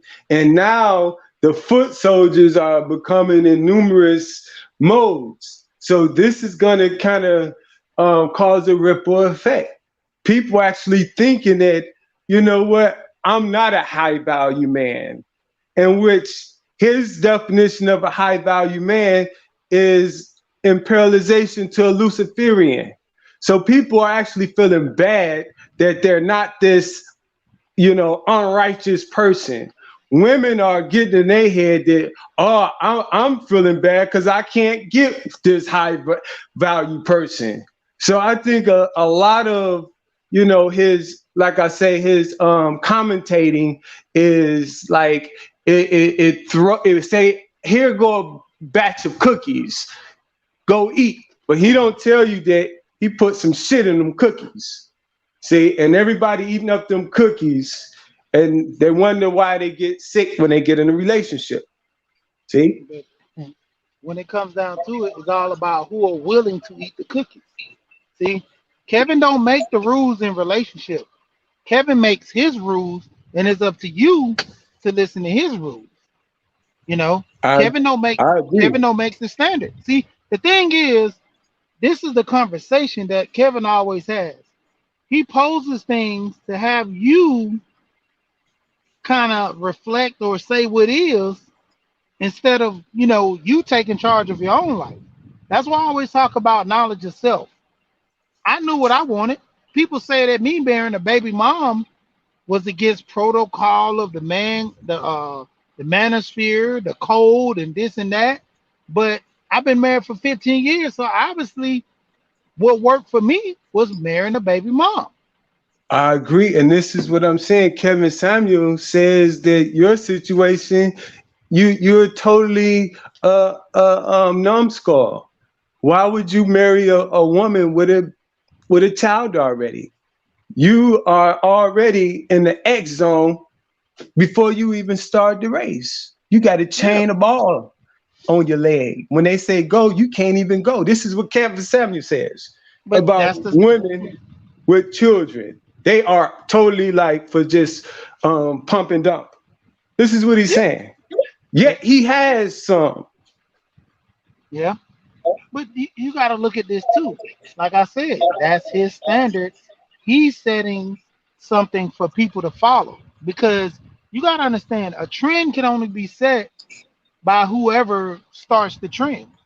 If we say that all men shouldn't be marrying baby moms, like I said, I don't even promote guys dealing with baby moms. That's what I did because it worked for me. Now, in the end, it might work for others, it might not. But the point of it is, you have to evaluate the woman that you're dealing with. See, a lot of people don't understand that. See, that's the whole Kevin Samuel talk. We're looking at everything that he talks about. Mutual mic up. We're looking at everything that he's talking about, but we're not looking at the whole outcome of everything that you want. Because when you get married, do you get married in front of Camus? Do you get married in front of Kevin Samuels? When you propose to your woman, do you do all that in front of Kevin Samuels? You might say he guided me in some of the aspects of looking for a wife and having an understanding. Same thing with the women, but overall, you know, he's bringing out certain things that you need to understand for yourself, and a lot of people don't get it. You stand for something or you fall for anything. And if you falling for anything, That's just what it is. You know, Kevin is the conversation starter. Now, even like the manosphere starts the conversation of guys opening their eyes and understanding, what they're dealing with. Now, the ball is rolling to where there's what, 53 going on 54, steady increasing of men are not having kids, not getting married, because we started the conversation. See, Kevin, same thing. Starting the conversation is getting the ball rolling. Now, are we going to say all guys are going to listen to Kevin and say they're not marrying baby moms? All the stuff that Kevin talks about is in the manosphere. We've been talking about this before. That's why I say, if you want to critique Kevin's train of thought in most cases, you got to critique the whole manosphere as a whole, because majority of the stuff that he talks about, we've already had conversations over here about. Right, I agree, and my point is that for some reason, so many people in the black manosphere, it appears, gave Kevin the torch as if he's leading the whole march, and this march is kind of like a war on love, true love, because he's not in a business of actually producing the best out of a woman, the best out of a man to bring forth the harmony that true love brings. He's in the business where he's attacking a woman and then now inflating the man's ego. That's a total recipe for disaster. And we got people like BGS that is like the vice president of and speak Kevin Samuels rhetoric, and even under BGS, he got a whole bunch of foot soldiers that echo everything he says. So what I'm saying is that this message is rippling all through our nation, and people are listening to it wholeheartedly. This not saying that they taking the meat and spitting out the bones. They taking a whole turkey and they gobbling it all up. And this is why they walking around like turkeys. You know what I'm saying? They can't get a woman. Honestly, you finished? I didn't want to cut you off. Well, honestly speaking, a lot of men are not out here macking and getting women like that. You know, there's very few guys that actually have the confidence to walk up to a woman and actually start a conversation and get a relationship. So that's for one. Two, when you really do the math, a lot of guys have got dealt a bad hand when dealing with a lot of women. So that's He why they has don't. some truths, but a lot of the stuff is also misleading. Oh, You you say you what? you cut out for a minute. We didn't hear you. Oh, how long ago was that? Right after you was, and I think that's what it was. You cut out. When you I talking said about a what? lot of people follow up on the BGS and all this, and they cut out from there. But Oh, well, my point is this, that he's speaking a lot of things that are truths about the women, and most people um, don't eat the meat and spit out the bones. Most yeah, people just take in everything, and his whole you cut out again. relationship. And with people being in relationships, love should be the ending principle. But his ingredients don't have love in it. It has ego in it. It has the woman need to do this, and the woman is this small, and the man ego is this high. See, so when you had that dynamic going on, and then the whole world is listening to you and following what you're saying, that package that they're consuming is, vibrating through the whole society. it's rippling. So people are actually taking his message whole. And you have people that's his soldiers, like BGS.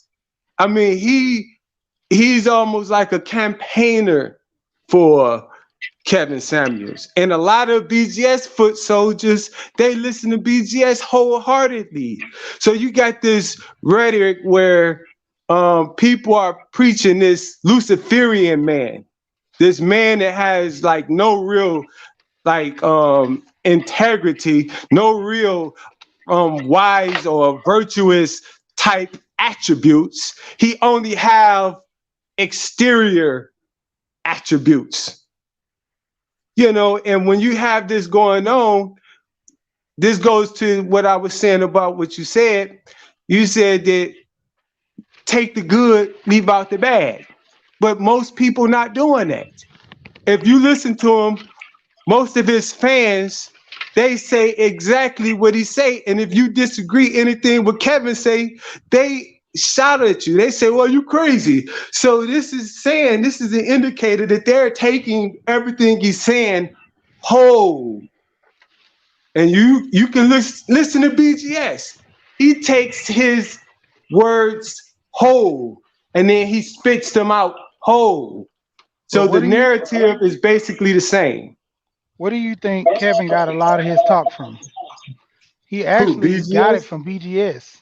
Okay, so now that is a Luciferian mindset.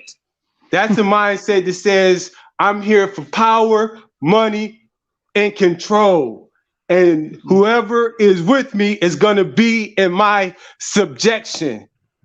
So that method is a demoted method. If you want to look at something as, you know what I'm saying, uplifting, flowing, and has life and love behind it, you got to go opposite of BGS message if Kevin is preaching BGS message.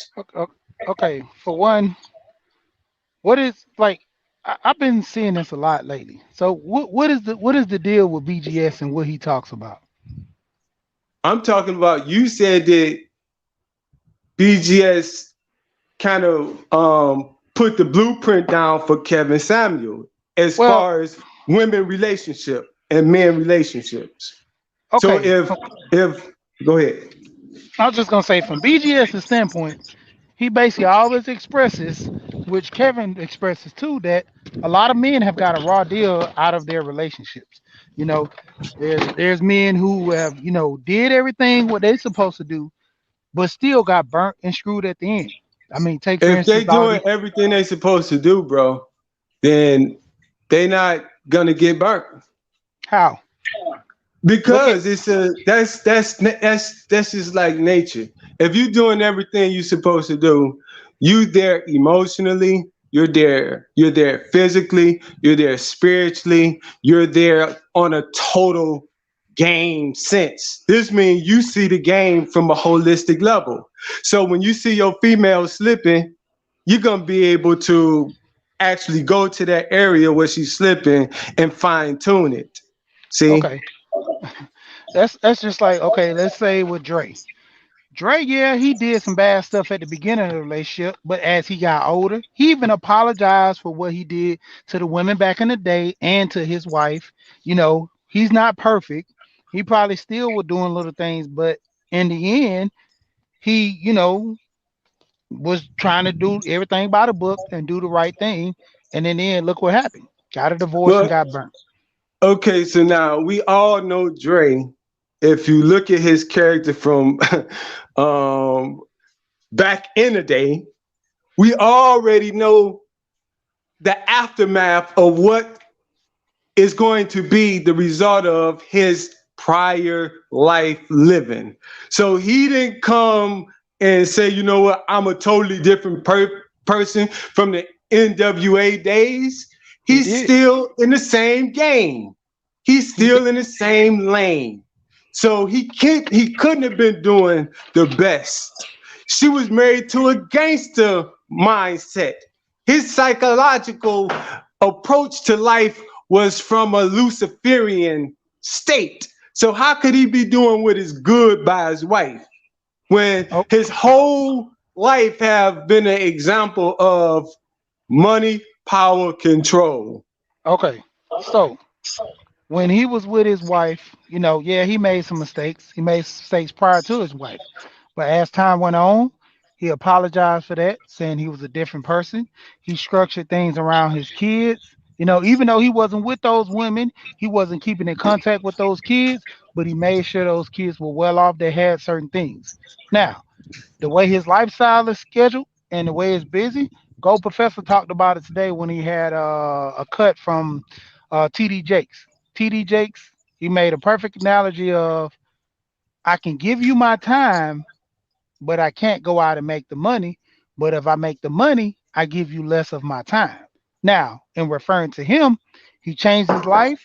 He actually donated some money to college so his kids and grandkids further into the future can go to this college for free essentially because he donated what $800,000, 800 million, 800,000, whatever building to the school, $800,000 building to the school.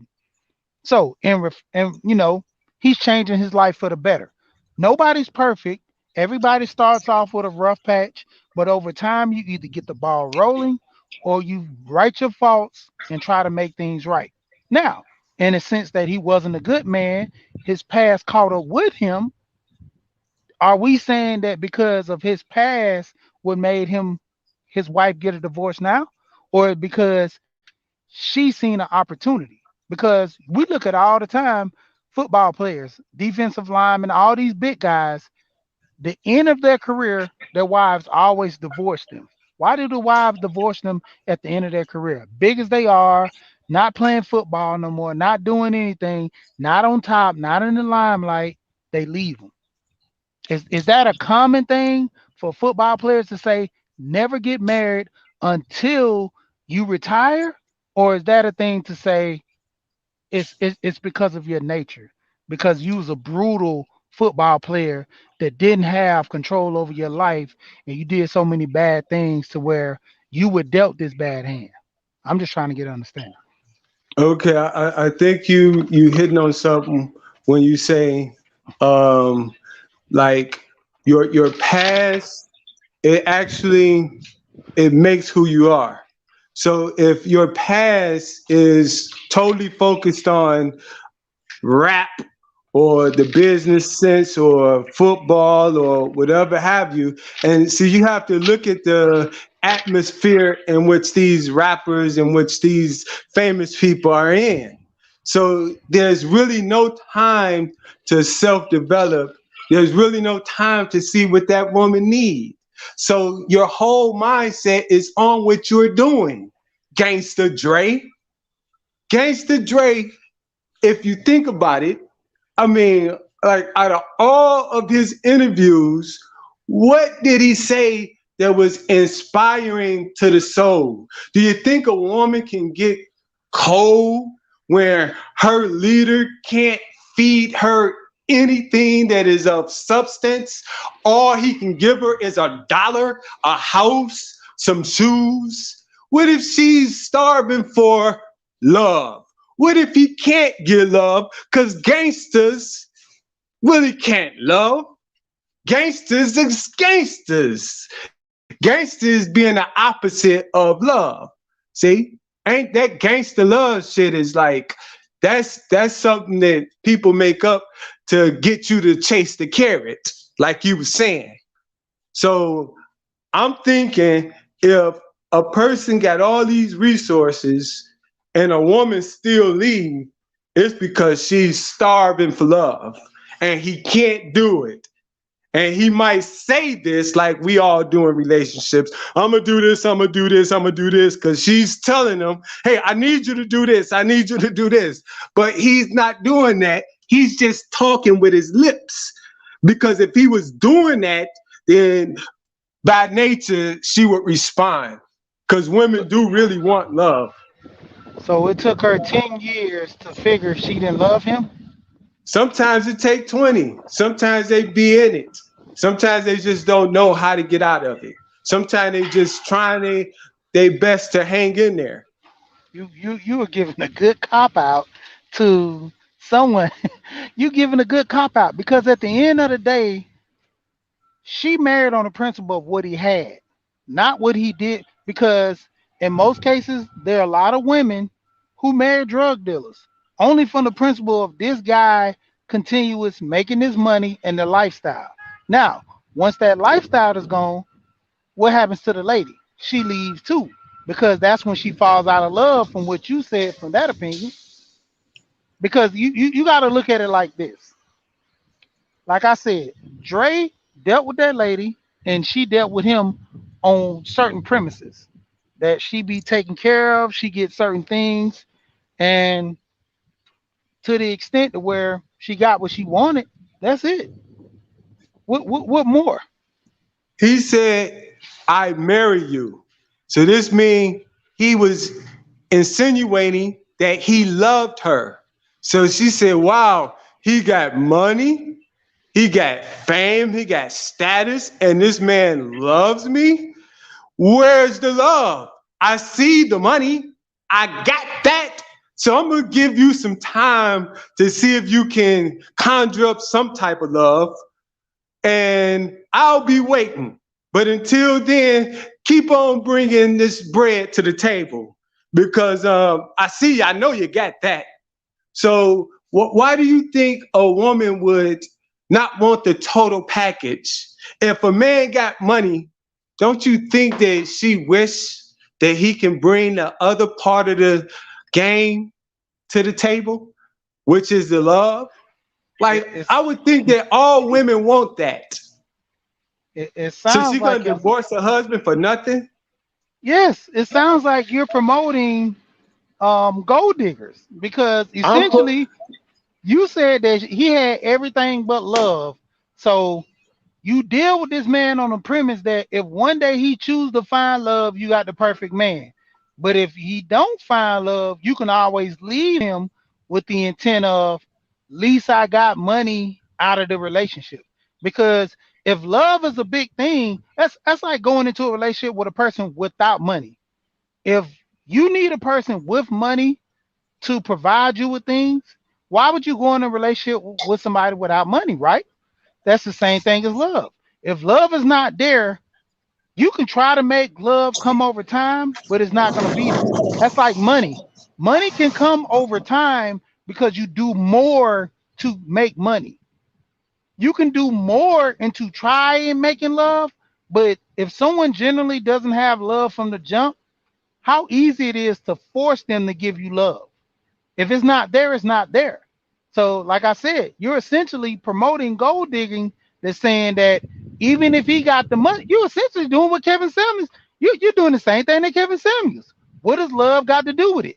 Get with this person because of the money, and find love later. And if you don't find love, you can always leave because that's what you was going for the gold. That's essentially what Kevin says. So you're with Kevin or against him now? I'm confused now. well, I'm talking in specifics to Dr. Dre case, and that the, the probable reason why his wife left was because he wasn't doing his job in the love department. He had the finances sold up. She wasn't worried about the resources because she had that for a very long time. And he couldn't finish his end of the deal with the love department. I'm thinking if a woman got true love coming along with the bread, that you can submit her. This is just the nature of women. But you got to be packing both. That's what I'm saying. I don't agree with Kevin Samuel when Kevin Samuel say it is what about the love? What love got to do with it? I totally disagree with that concept because love got all to do with it. And it's not Well, difficult if two people can be honest with each other and well, actually work it. that's what you just essentially said, that she tried to find love. But even though it wasn't there, she still rolled it out until, the time being. I I'm mean, not saying it was never there. It had to be there in the beginning to a certain degree because he proposed to her. Men don't propose to women if he don't think that she's lovable to a certain degree. So we're he not. had to have that, and he had to show her that in the beginning because this is what men do when they propose to Well, a we're not woman. talking. We're not. We're not talking about from his love. We're talking about her love because, like I said, when it came down to it, she left him because, like you said, she maybe couldn't find the love, but she stayed with him because he had the resources. Now, she married him, just like you said, men will marry on the premise of love. She married on the premise of what you just said that might have been love come later, right? Well, that could be true. Yeah. So if she I'm doing that, saying this though. go ahead. I'm saying this. I'm saying it is the man's responsibility to bring the woman love out of her. Women naturally, they really don't have the capacity of loving like men love. It is our job to help the woman feel love. That's why it's a lot of scriptures say, and I'm not just talking about Bible scriptures, but a lot of like just ancient science. It says the positive is supposed to stimulate the negative, and through this circuit flowing like this, then now it's flowing in a harmony. So the man, he's the positive in the situation. The woman sees the negative charge. So the man have to ignite something in that woman that brings forth a positive flow. So he's putting the love in her. And by the love getting put in her, now she has love. So she gave him the opportunity. A woman to give you the opportunity, but you got to actually have something to put in her tank. And her tank needs love. Even I'm gonna just go to this. The Bible say this since you go to the churches and you understand the Bible. The Bible say love your wife. It doesn't say women love your husbands. It says women respect. So she was bringing respect to the table. Dr. Dre job is to bring love to the table. So now in this agreement, then now you have a love flowing that could now occur. But without both of those coming to the stage initially, you have nothing. So Well, obviously she was respecting him because he asked her to marry him. See? And obviously she felt some type of love from him because he had to been given something of that nature if he gonna propose. but once again, like I said, he had love and she had love. Women are the most lovable than men. When it come down to it, a man would show his love by paying the bills, handling things. A woman shows her love by her care, hugging, nurturing, you know, being that type. So That's a physical thing. And yeah, that's a result from emotions. and Love that's is what. way deeper than emotions. You But have a loving emotion, but the love is actually a power. It's much um it's beyond the emotion. Women, they're more physically driven and emotionally dominated. So love, they can feel it, but it's not like they're walking in love. They're walking in their emotions. And if you give her, strife, you're gonna feel strife in her emotions. See, if you give her love, you're gonna feel love in her emotions. So it's learning first the presence of love. And when you're a gangster or you're a celebrity, a lot of times you don't practice the presence of love. So a lot of times this is why your relationships fail. Is because you thinking your money gonna do it. And when that's glorified amongst the nation, then a lot of people buy into that deception. And then they go into a relationship and become perplexed at why the relationship ended. I did everything I was supposed to do. I followed the rules. Look at Mr. Kevin Samuel. I did this. I'm a high value man. And my wife still walked on me. And then Kevin Samuel says, well, sure, I'm a high value man too. And I had two of them. See, and we keep on biting the apple. There's poison in us. I'm saying to myself that, hey, let's look at this a little bit more closer. And let's try to be more right standing in this. And let's look at the negatives and let's look at the positives. And then now let's go from there. But if we look at Kevin Samuels and BGS like they're celebrities and they're infallible, then now what we have now is a bunch of people drinking the Kool-Aid. And we know what Kool-Aid drinkers get in the end result. They follow the leader right off the cliff. And this is what we have in this time and day. What do you think about that, Sheik? Nah, I don't think we had that in this time of day because there's a lot of people that recognize what's going on and they understand. Now, far as BGS, dealing with BGS and the way he does things, the way he carries himself, when it comes down to it at the end of the day, BGS is a very intelligent man, in my opinion. I don't know about I you, would but say he's smart. I would say he's smart. I don't know about intelligent. Smart and intelligence is totally different. okay, well, all right. And as it comes down to, you know, he gives the information from data and research, and Right. sometimes he might have his thoughts on the situation in which he understand, giving understanding from his viewpoint.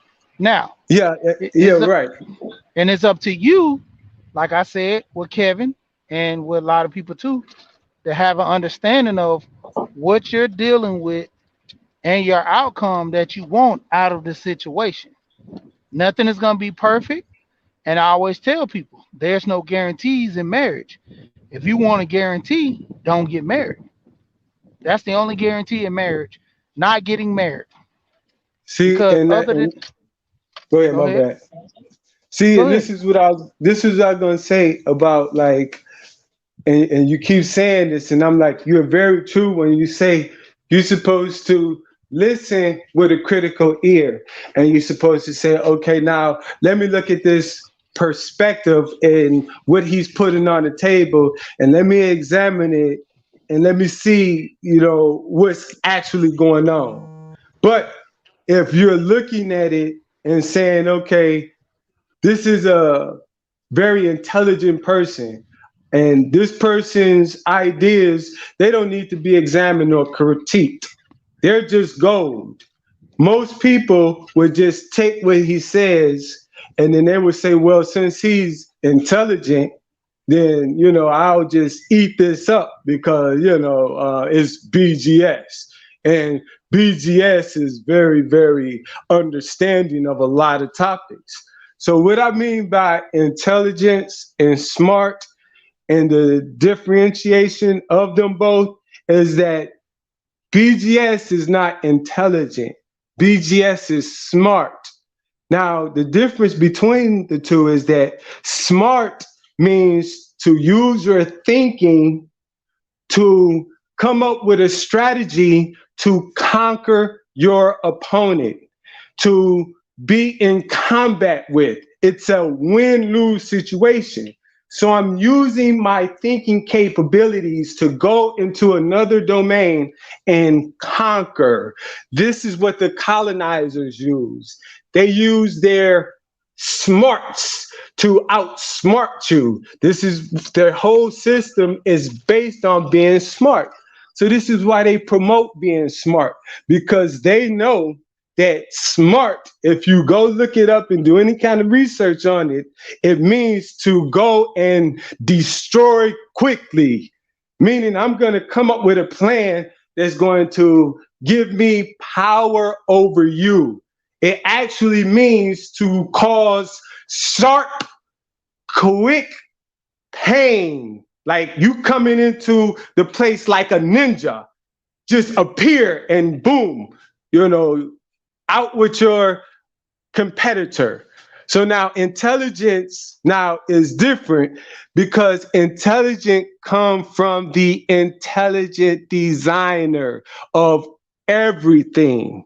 So now when you're using your thinking in the same vein as your creator who created everything in its intelligence, now you're using your thinking to do what is correct. And you're doing your thinking to now build instead of destroy.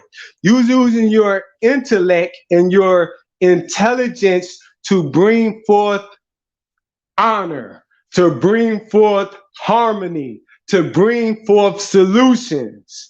Now, this is the whole goal of humanity, to actually walk in your humane state and use your brain and use it intelligently. But we live in a society that says you have to be smart too. So you have to be smart to make a living. See, because you have to go out there and compete. But in the reality of soul-based living, and where your soul now is taken into consideration of how you use your mind, you want to be what they call ambidextrous. You want to have the ability to be smart and use that, and you want to have the ability to use your intelligence and use that, because your intelligence, it feeds your soul. Smart feeds your ego and your pockets. And this is what I'm saying about Kevin Samuel and BGS. They're smart. And when we look at them, we say, wow, they're very smart. Look at how they're addressing their counterparts. It's a team. It's a Democrat and it's a Republican. And let's see how smart they are at competing with their fellow party. See? So smart and intelligence is totally different. And my point is that we as people should be more geared and inclined to being more intelligent than smart, in which BGS and Kevin Samuel promotes. What you think about that, Sheik? I think from this conversation, like we're talking about, it's a lot of eating the meat and spitting out the bone argument of you not having an understanding of, for one, like I said with Dre's situation, she married with the intent of protection and security. And when she felt as if, she had her time served, she left. Bezos' wife did the same thing. Curry wife did the same thing. Why those men wives left them, but Will Smith, his wife stayed? Oh man, like different folks for different strokes, but the majority of celebrities, they don't act as Will and Jada. I would say Will and Jada are a kind of exception. Most women, they date celebrities understand that they're really never going to get love because their are too inflated most of the time. It's a very small percentage of people who have that type of fame and have that type of pocketbook that can actually love. It's really no way around that aspect. Power a lot of times corrupt. A lot of times when you're loaded, you have to do something in order to get loaded. So this means you got to spend a lot of time getting these resources.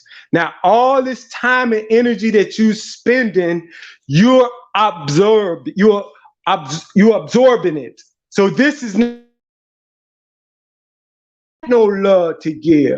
Women need that. Now, they can go without it for a little while. Yeah, they can dangle you around for a little while, but sooner or later, buddy, you better come with the deal. And these women are a prime example of if you ain't got that, no matter what you got, they leaving. So So I mean, I it's go ahead. I want to take an aspect because you've been married a long time. Do Yeah. you think you have love in your marriage? Well, I'm producing it to the best of my ability. So And, from the aspect of you producing, so you got your wife to love you, right? well, I'm instilling love in her. So I reckon that I'm getting some of that love that I'm putting inside of her. Before, I really didn't know how to put it in, but through growth and development, I'm learning how to actually, and I'm learning the actual science of love, and I'm trying to practice it. So when you're practicing it, then you'll be able to give it. Just like if you practice in basketball, you'll be able to be a good basketball. Whatever you practice is what you're going to have to give. Now imagine a football player or a basketball player that's just doing that their whole life. Do you think they know how to love if they're not even doing anything to produce it? And then you wonder why most celebrities get divorced? It's a no-brainer when you look at it and think about it. Well, from this aspect, I'm gonna say it like this: when it comes down to love, from that standpoint, love what you make, and it starts off we from the top aspect. If you want love, it starts with an understanding of respecting each other and having a understanding where both of you are at that time in your life. Like I said earlier, if you deal with someone that at their lowest point, they only can give you what they can give you. Now it's up to them to change and want to do better and be better. But in most cases, you can't get love out of somebody at their lowest point because they're beneath love. You know, let's go mid grade for a person that's doing okay in life and structured and doing some things. They're going to be able to structure love in a way that's going to benefit both of you. Now, if you're not producing, that's a sign of love. If like I said earlier, men are the ones that are going out here working, paying the bills, doing things for the family. That's how he shows his love. No, He's not going in no, there no, you a lot can't. of You times. can't. I'm up for it. Go ahead. Yeah, he's not going in there a lot of times, you know, hugging the kids, all the time. They're men that, we hug kids, but we're not doing that every day we come home like women. Women got to hug their children almost every day. There's some women more or less come to the kids and tell them that they love them. There's women that come to their husband and tell them that they love them and hold their hands and want to get mushy and feely at times where it's just not outside the bedroom. and not just having that passion, which is another form of love. But See, they see, go ahead. emotion and love, they're totally different. If affection and love is totally different, a woman is more affectionate. So that's part of her role to implement that affection. A man is less affectionate. So he has other strengths like love. And work is just a byproduct of love when you really love someone. You're going to do that anyway. So that's part of the description, but it's many men that work, and don't love their woman. Just because they working and they paying the bills, that's working and paying the bills. You can't, if we just worked and paid the bills and we can ante that up to love, then it wouldn't be no divorces. Because a nigga can work easy. It's many people that got jobs that can't keep a woman. So we know it ain't just the job. It's got to be something else. And I'm thinking that something else is love. So we got to learn and we got to practice the presence of it in order to be able to give it. What you think But about that, She? but you said the man brings the love into the relationship. So if the man don't Right, bring the I love, agree. that woman shouldn't be with him, right? You say that again? You said the man brings love into the relationship. So if the man don't bring the love in the relationship, how that woman be's with that man? She not for a long time. You have exceptions though, but most of the time, like you see, they once they get to a place where they know he can't love, and she already got all his bread and she's secure, she leaves. She say, "This is I only got one life. Why live life loveless? He can't do it. I'm gonna find somebody that actually can do it." So that's what So I it's said. our job. That's our true work. That's what you should be really working on, learning how to love.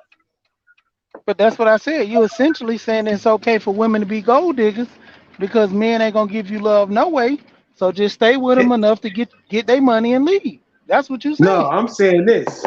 I'm saying, like you say, that is a carrot. But the carrot is just a carrot. You got to have a whole nother package in order to sustain that relationship. So you got to have something. Now, when you attract her, it goes beyond the attraction because the attraction only lasts so long. And then now, this is where now the nuts and bolts really matter. Because if it's not on tight, just a little blow from the wind will blow it off its hinges. And we see that time and time and time and time. So if you got money and you got love, chances are that woman ain't going nowhere. See, because I think just from examining and looking at life on a bigger perspective, that women are designed to want to receive love. So she wants it more than she wants a wedding, more than she wants a husband. See, Well, you can be a husband and not, fulfill that end of the bargain when it comes to now love your wife. I'm quite sure women will want that love over that wedding and that big ring. See, because the well, love make them feel good, and they're feeling creatures. So if you ain't making them feel good, you ain't gonna be there long. well, let's take Evidence it. is what we seeing on a daily basis. Oh, wow, they got divorced. They got divorced. Look at all these celebrities marrying each other and getting divorces over and over. They look like a good couple. But the reality is that good couples stay together. See, because good couples love each other. And a lot of the most, not probably 99% of the time, it is the man that's loving and bringing that push and making her now push back that love. So the man have to be the pusher of the love, and the woman, she naturally push it back. That's what I'm What do you trying to think figure about out. what you trying to figure out, she? I mean, because for one, you said the love and the money, they'll stay together, but then you have so many rich people getting divorces. But then you also was referring to that the man is pushing back to give the love. And that's why I want to know, like, how is the man pushing to give love? You know, where is I'm his love saying coming like, from? okay, so when I'm saying you seeing all these divorces, I'm saying look at the people who we're looking at as far as where we're getting our stats from. We're looking at celebrities, and a lot of the time, celebrities they don't practice the presence of love. So a lot of times they can't push love onto their partners.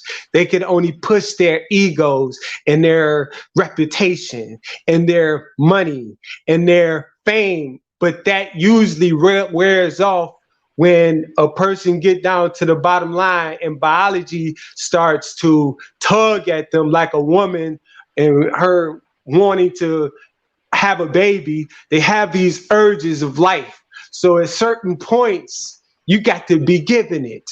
So when she get to that point where, man, all this money and all these parties and all this, I feel empty. You ever seen Devil's Advocate when Yeah. when Keanu Reeves, he was this big time lawyer and he had everything and she was going crazy? See, that's a real true depiction of what women be going through. Now, you want her to stay in that situation and she's losing her mind and she's becoming more insane and more mad and more, delusional because she feels something in her that wants to be loved. And she, in the beginning, she thought, wow, he's going to be a big lawyer. Mom, look at this. I have a lawyer. He's doing this, and we're going to go and we're going to have this great old time. But when biology kicked in, and then none of her tank was being full or filled up with love, she started to go crazy. And that's usually how all women are because, our job is to harmonize together. And that's why women need us, so that we can really bring that love to them. So, Somebody call him. so Let me why just she hang just this didn't up. do? Oh, hey, this is All my right, job. Hold on 1 second, bro. all right. Yeah, y'all are getting entertained with this one because I jumped out the window like about 2 hours ago, so I don't really know what's going on. I'm doing Q&A, asking questions to get answers. Trying to get a response, trying to get some of this, you know, figure out, get some things figured out, do it in the workings and stuff, get some inner workings done. But yeah, yeah, you know. But at the end of the day, man, like I said, like Truth was saying earlier, the whole aspect that I was coming from was having an understanding of the conversation that we're trying to have now is, you know, figuring out what you want. If you want love, what's so hard to get love? That's what you go for. If you want a relationship with a woman to be submissive and, just it's all about what you want out of the relationship. And you have to get that understanding with that woman. If that woman wants love, you got to give her love. If she wants, a paycheck, the paycheck or whatever, that's what you're giving her. But at the same time, you got to look at it from that standpoint. You know, what are you wanting out of the relationship, and what are you willing to settle for, are not willing to settle for. In most cases, a lot of people settle with women on the premise of she'll get better over time. You know, she looks good, she can't cook. She looks good, but she has an attitude or she ratchet. You know, and when she leaves or whatever, you can't get mad because essentially that's what you wanted out of a relationship and that's what you got. That's what I'm saying. So having understanding, like I tell guys, I don't promote guys getting married to the extent. I just say if you're gonna get married, look who you're marrying. Take this so-called feelings and emotions out and marry that woman on a principle in which she stands on. If she has nothing to stand on and you marry her, who fault is that?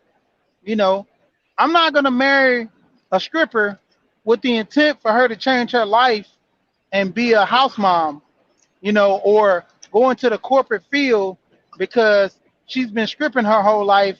And like they always say, the strippers make the best nurses because most of the women are stripping to go to school for nursing, and vice versa with the dudes. They the biggest, smartest drug dealing investment guys. They got you know hit that 4 or 5 last packs to where they can make $1 million or where they can leave the street. And it all boils down to that. What do you want out of this relationship with this woman? What are you trying to get from this man in this relationship? Because at the end of the day, that's why I tell people knowledge of self. If you don't know yourself and know what you want, how can you expect someone coming into a relationship with you to give you that? You have no direction. You take a woman's hand and a man walks into a burning building. That woman has the option to say, no, I'm not going in there. But if that's her leader, her protecting her provider, which she so called refers to as a husband and whatever, and she follows him, she's just as wrong as he is. Or if a woman takes a man, grab him by the hand, and takes him to the bank and take all his money out, that's him being foolish by not understanding what he's doing.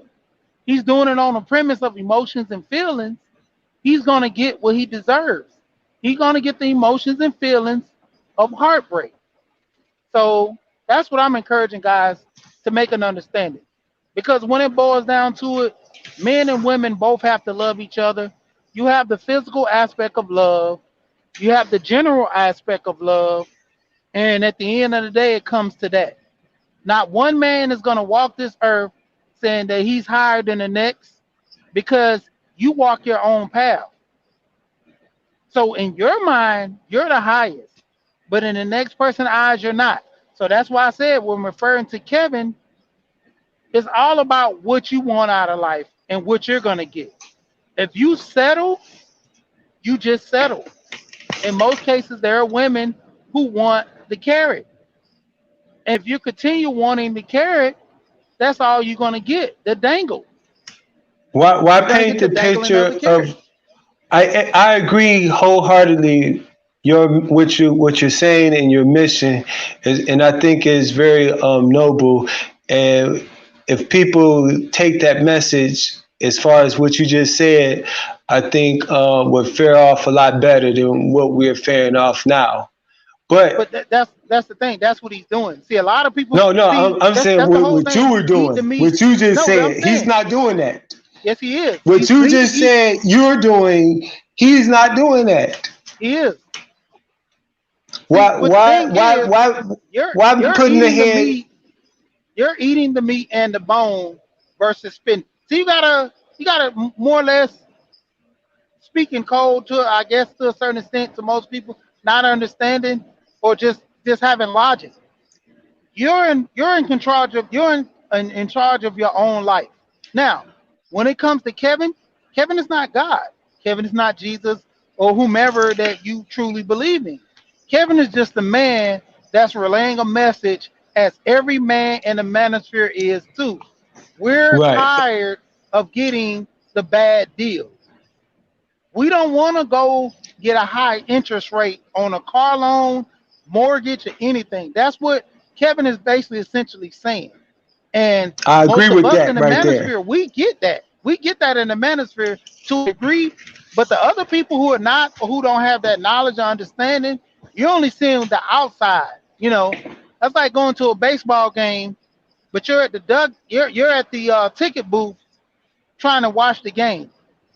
Everybody on the inside is watching the game. You're listening from the crowd yelling and trying to depict what's going on. See that in most cases, that's what's going on with a lot of people who's outside the manosphere. Because when I talk to them, they get it on point. They say, "Yeah, I got a friend now. I talk to him. He tells me he deals with a lot of women who he talked to that have issues or just slightly kind of crazy." He's like, "Why are these women so old, fine, and crazy?" I say, "Because nobody wants the headache. Nobody wants those problems. If you get to a certain age and you don't humble yourself, you're gonna always come with that same result." That's like I seen a video earlier of a girl. She went down the line. This show called, I guess, Smash or Pass. And the only reason I looked at the video was because the guy referred. It wasn't even the whole video. It was like one of those clips that they do, the little quick 60-minute, the minute clips. And the girl went down the line and she told every guy, smash, smash. No, she said, pass, pass, pass, pass, pass.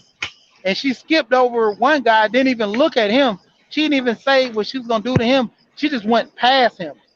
Went to like 3 or 4 other guys. She stopped at one guy, was about to pass him, and backed up and say, "He looks like a rapper, so I'll smash him. But everyone else, I pass." So, because of her look, she thought she the par. Every guy came up there and said, "You don't look what you think you look."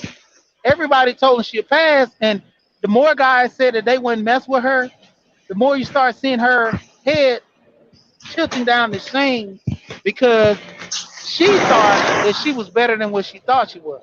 And that's what most of these women are doing. They're coming out here thinking that they're better or look better than what they at. That pretty privilege, a lot of women don't know what that is because they close their eyes and have fairy tales. But that wall that a lot of people hit and they understand that I don't have privilege, I can't get in this club. Not even that. Guys not even holding doors for most women. You know, most guys will look at a pretty woman, hold the door for them. Most guys don't even hold the door for women that are attractive. So it comes to the mind of the man that's doing that. So when it comes down to it, that's what I'm saying. These men nowadays, like the later millennials, some earlier millennials too, they know what they want. These Z's are already jumping off the porch, not getting a fair share, so they're just done. Now the alphas, I guess the next generation coming in, they're looking at what am I getting out? If I'm not getting a good deal out of this, I'm not attempting to play the game neither. And that's what I'm saying. A lot of guys are not playing the game because they see the rules are not in their favor. And that's overall dealing with Kevin, BGS. That's all they talk about is not having a fair hand. Not saying Okay, that let me we'll be let not me just to be respond. better. You're not getting a fair hand. Okay, now the fair hand deal is now playing the victim role because they get in the deal and they say, "Well, I got her to get that pussy up." Now I really men into a relationship. Women give them their goods. He's really won the game with that good. But see, this is how now when you say feelings, now men feelings get involved, and he thinks just because he fucking her that she gonna stay. But you ain't bringing what she actually really needs to the table. So then you get played because you just fucking. And that is just half of the deal. See, you can't go to the store and say, "I'm going to give you half the money and then I'm going to be satisfied with the purchase." you ain't gonna get the total package. They say, how much you got? $10? Okay, you get $10 worth of what you're trying to buy. And then you like, oh man, but it say I should get this much. And then you dumbfounded because they got you, they like, man, what are you talking about? So the men playing victim, you know what I'm saying, and they're trying to make it like this is the totality of it. The men are the victim because they got with this woman, they got what they wanted out the deal, because you can't possibly fall in love, you know what I'm saying, with a woman in a day. And you already know when you get in a deal, you trying to get them guts as quick as possible. And when you get them guts, there's a possibility now you might fall in love, or you might start liking her a lot, depending on how she putting it on you. See, so now the man, he's not the victim. They trying to say, oh, he got a raw deal and he got, you know, he got done like this. If he's not giving her love up, in which she actually need, then he ain't giving what she need. So it's expected that she leave. Because if she stopped giving that pussy up, I guarantee he will leave. See? So why look at her and say she's doing something bad when you would do the same thing if she stopped giving that pussy up? So that's what I say. BGS and Kevin Samuels, they look at one, they look at one side of the picture, and then they make a whole narrative, and then they point it dark. They point it like just wicked on the woman's part, but in actuality, they'll do the same thing if she just turned around and stopped. See, giving what she need to give you, because you got needs too, and respect and sex is a need. Okay, for one, there's a level of attraction to actually engage in a woman.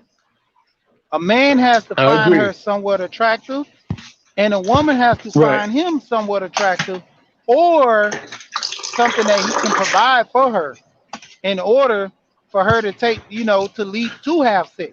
Now, the whole point of it is, in most cases, people like test driving cars before they buy them, right? Most people, right? Yeah, most people. I said most. Okay. Now, the point of it is, if you have sex and, you know, you say that, well, this is the type of car I want providing the sex, then I'm going to go to the next level. Otherwise, no one is just saying that I'm just going to borrow the car just for meanwhile. See, now you're talking about these low-level guys that only deal in sex. Majority of most men, when they, you know, get introduced into a relationship, you really want the sex as fast as possible. I'm thinking, like, I think that's kind of like we're kind of built to look at a woman and just fall in love with her emotionally, psychologically, and we would like go blind in order to get that body.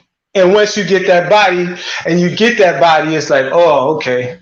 And then now we forget to actually now deliver what's really going to keep her loving, and which is what we're not giving is love.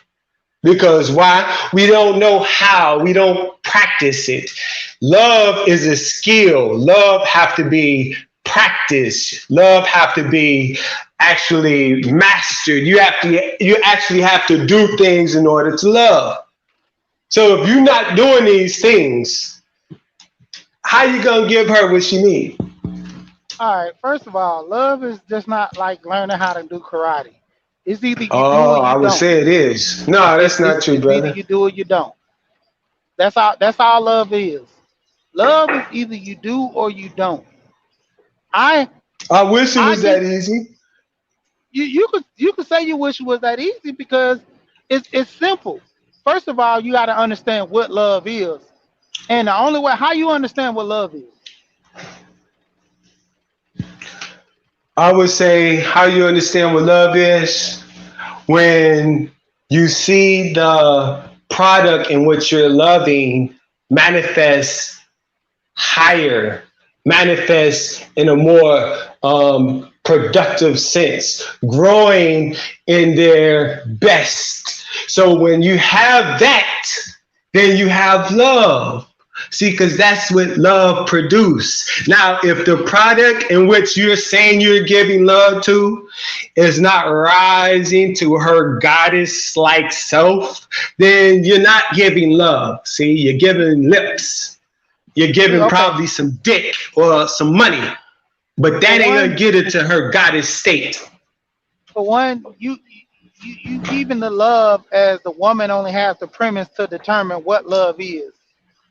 Her love is her love. If you want to know what her love is, you ask her. Just like a woman wants to know what a man love is, she asks. That's how you love. You love. Women don't even know what love is. Women don't know what love is if she's not getting it from a man. A man, like I say, he's designed to produce it to give to her.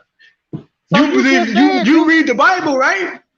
You just said a man who fucks a woman, that's what he wants. That's his love. That's how he loves. That's just affection. That's just a drive. That's a biological drive. You can see a woman that you have like no love to, but she fine, and you just probably want to fuck her, man. Fucking ain't got nothing to do with love. She can just be so cold, and her voice is just so sweet, and she's so seductive and so flirtatious and so sexy. You just want to get off because that's what she's compelling you to do. That ain't got nothing to do with love. That's what I'm saying. Women have a superpower where they can get men to think that they're in love and have men hypnotized by that pussy. Bruh, see, I'm trying to hold back on this, but when it comes down to it, dude, your thought pattern is all like, how do women have this whole supernatural, holistic vagina that they can curve and this? No, it's not even none of that, man. You don't think the power of pussy is man's biggest weakness? No, really, the man's biggest weakness is their mind. It's not pussy. If women mindset, you ain't thinking about a mind when you meet a woman and when you talking with her. Really, man, you really not thinking about a woman's mind, man. When the first thing that attracts you is her face and her body and how she moves. Yeah, she don't have to say nothing, and you just walking. She's just walking across the room, and you like, damn. And she don't let her give you a look. Don't let her appear to be somewhat interested in you. Then you really start falling in love with her. Oh my gosh, she smiled at me. See, and where's all that coming from? That pussy. The mind. That's where it's all coming from, the mind. Her mind? See, men, no, I'm not saying her mind, your mind. I'm saying her mind. When it comes down to it, men have destroyed kingdoms, not because of pussy, because they don't know how to control their mind. Their minds make them want to be savages in the bed, all this stuff. That's the dominant thing that messes up a lot of men in the long run. Dealing with that mindset messes them up. They don't know how to control their emotions, their feelings. That's why I always talk about men and their feelings on the panels, because they get overwhelmed and consumed about so much to the point where they don't know how to understand what they're dealing with. Even from the aspect of love, if you're really truly looking at love, like I said, you have to love a person according to them. Everyone is not loved the same. That's why most people lose out in marriages and stuff. So when you're talking about a love that you have to learn and this and that, no, your love is catered to that woman. When you get remarried or deal with another woman, that love is catered to that woman. Right. You don't have no specialized with that. But everybody's specialized and everybody is an individual creature and everybody got a unique way to love. And this unique love is just like a different flower, but it's still under the same framework. A flower is a flower. It's just bud different. So I'm with that. But when you say that men go into other countries and conquer, do you know what the first thing they take? They take their women and they have babies with their women and they have a lot of fun with their women. And what their women do? Them women, they side with that power. And eventually it be just like we have today. And I ain't even gonna go into that point, but my point is that men secret weakness that they don't think about and most powerful weakness is the woman's pussy. And through that woman pussy, she has her power, but she don't even know that. And this is why she squander it and she lose the value in it. And she don't even See, know. that's the mindset of a weakness in a man. That her pussy is not defined.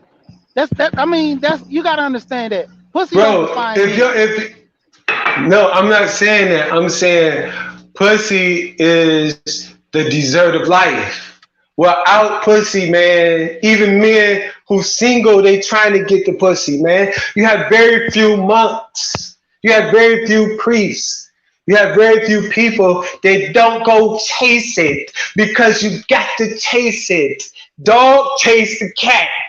It is a game, and everybody usually play it to some degree. Sex is the most powerful motivating force besides hunger.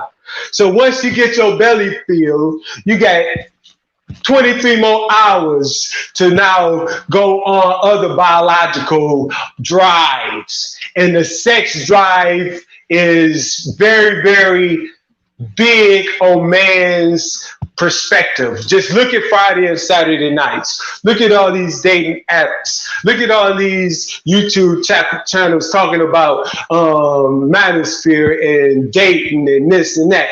We know it's a very strong motivating force. So you can't really get away from that. But from the aspect of having to understand it, sex is a key. As far as like vagina is a key. Men have to choose to deal with it or not. That's the point. See, you're making Right. it like these women have so much power over us men with their They vagina. don't. They don't. If check this out, I guarantee if men in the manosphere didn't have problem getting whoever they wanted to fuck, they wouldn't have problems with women. There wouldn't be no thing because they can just go out and get it. They ain't tripping about nothing. Shit, I could fuck whoever I want. I just go out there and I find one, run game to them and have fun with them and just live life like that. Because it's about fun. This is what I'm saying. We try to make it.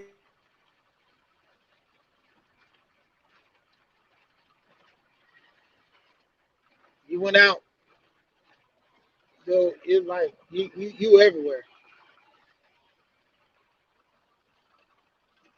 Man, when it comes down to it, this is the prime example. When you have most men get into their mindset of how women can control them with all this heart. Both men and women have the heart to love. So for men only having a heart to love, that's not true.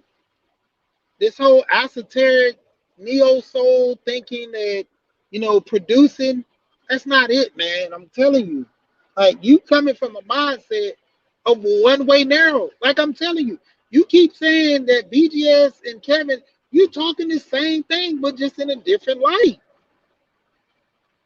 When it comes down to it, both both sides, and like I keep saying with Kevin, Kevin is dangling the carrot. Those women are choosing to bite the carrot. Now they can't be mad at the results because that's what they're asking for and that's what they want. If they knew better, they'll do better. A lot of women they listen to their grandma say. A lot of women will listen with their aunts and their grandmas to stay out of these relationships because they say they don't want to live like their aunts, their grandmas, their mom, an abusive relationship. And the only abuse is this man is taking care of his wife. This man is taking care of your aunt or your grandma. He providing a roof over her head. He's giving her a car, anything she wants. He argues about it, but he eventually gets it for her. And your mama, whoever telling you to leave all that security to be independent and over time be alone with a dog. That's why it's so funny that a lot of women nowadays complain about ain't no good men, but you started off life being single and wanted to be independent. I say that independence is the celebration of the 4th of July. We got our independence from Great Britain, French, and all them that we don't deal with none of them. But when it comes down to it, women want to be independent in a relationship. You can't have your cake and eat it too. It's either one or the other.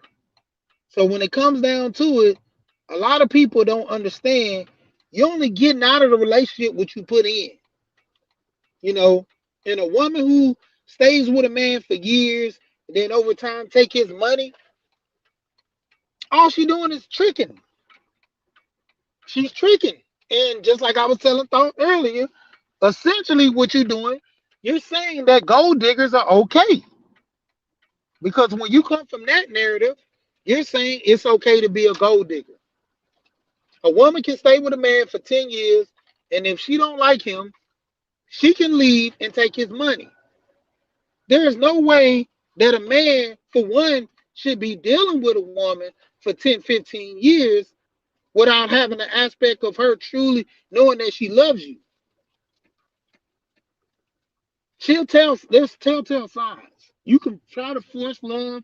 You can do as Thought say, stay there until love comes and goes or whatever. But over time, man, if a person don't have love, they just don't have love. There's no way to force somebody to love you. We've seen several relationships like that. Ike and Tina loved each other, but she hated the way he beat her ass. So at the end of the day, what did she do? She left. That's the only way to avoid her getting beat. Because if she did love him, she wouldn't have stayed with him that long. Same thing in other relationships. You know, there was some type of love from the jump. Dre, who knows? They probably did have a love, but the point of it was you kind of seen that it was about money because the first thing she did when they got a divorce, she went after his money. They had accounts together. They had business together. That's why she was able to get access to that money and start yelling, her money, her money, her money. You had your own account. Why you just didn't take the money out your own account? Why you had to take the money out of Dre's account?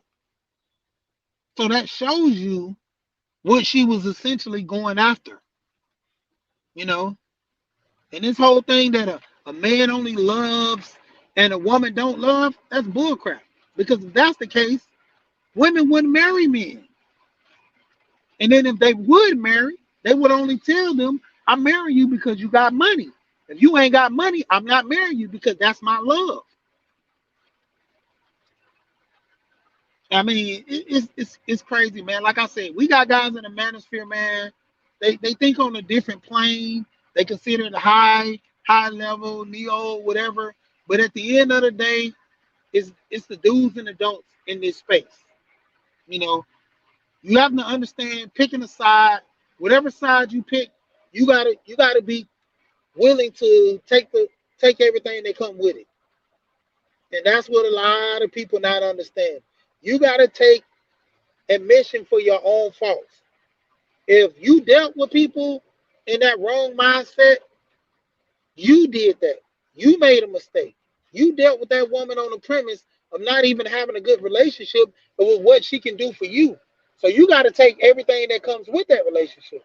You can't say that, she treated me wrong, but the only thing you was in it for was the ass, like Thought was saying. If you was in it for the ass, you got ass.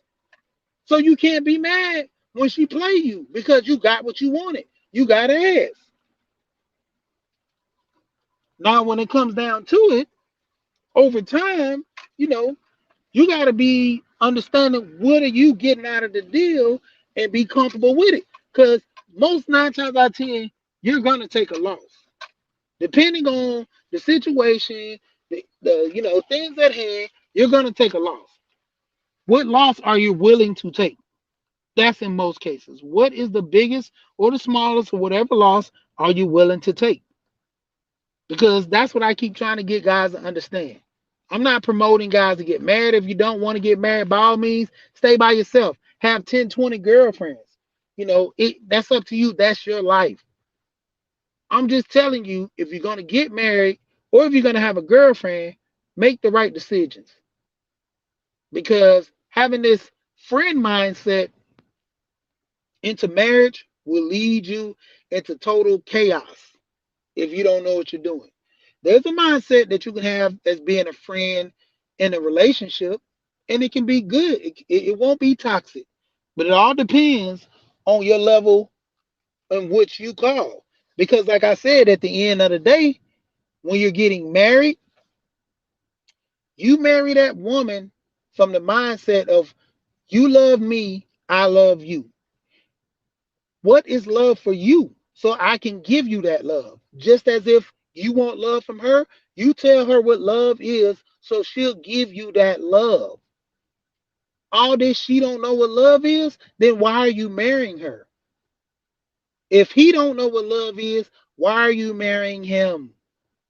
You marrying this man because he got money. So if he beat you, like they said Dre did, she got what she deserved. So yes, she divorced him. She's getting a little money because she took those ass whoopings over time to do this down the line. In the words of ism, and I didn't even try to do it. Time down the line. But hey, when it comes down to it, it's what you want. I keep telling people that. Knowledge of self, knowing who you are, knowing what you want out of a relationship. I once heard this therapist tell this lady, she said, you have a man not like most. A man who wants you to be happy, try to encourage you and do things for you that most men won't do. What is your problem? She asked the lady, what do you want in the relationship? You got to have knowledge of self as well. The person that you're dealing with, if they don't, you can guide them, you can help them. But essentially, it all depends on what you want and how you want the relationship to go. All this stuff about these women ain't gonna act right. Okay, if they don't act right, leave them alone. I can stay focused on my money.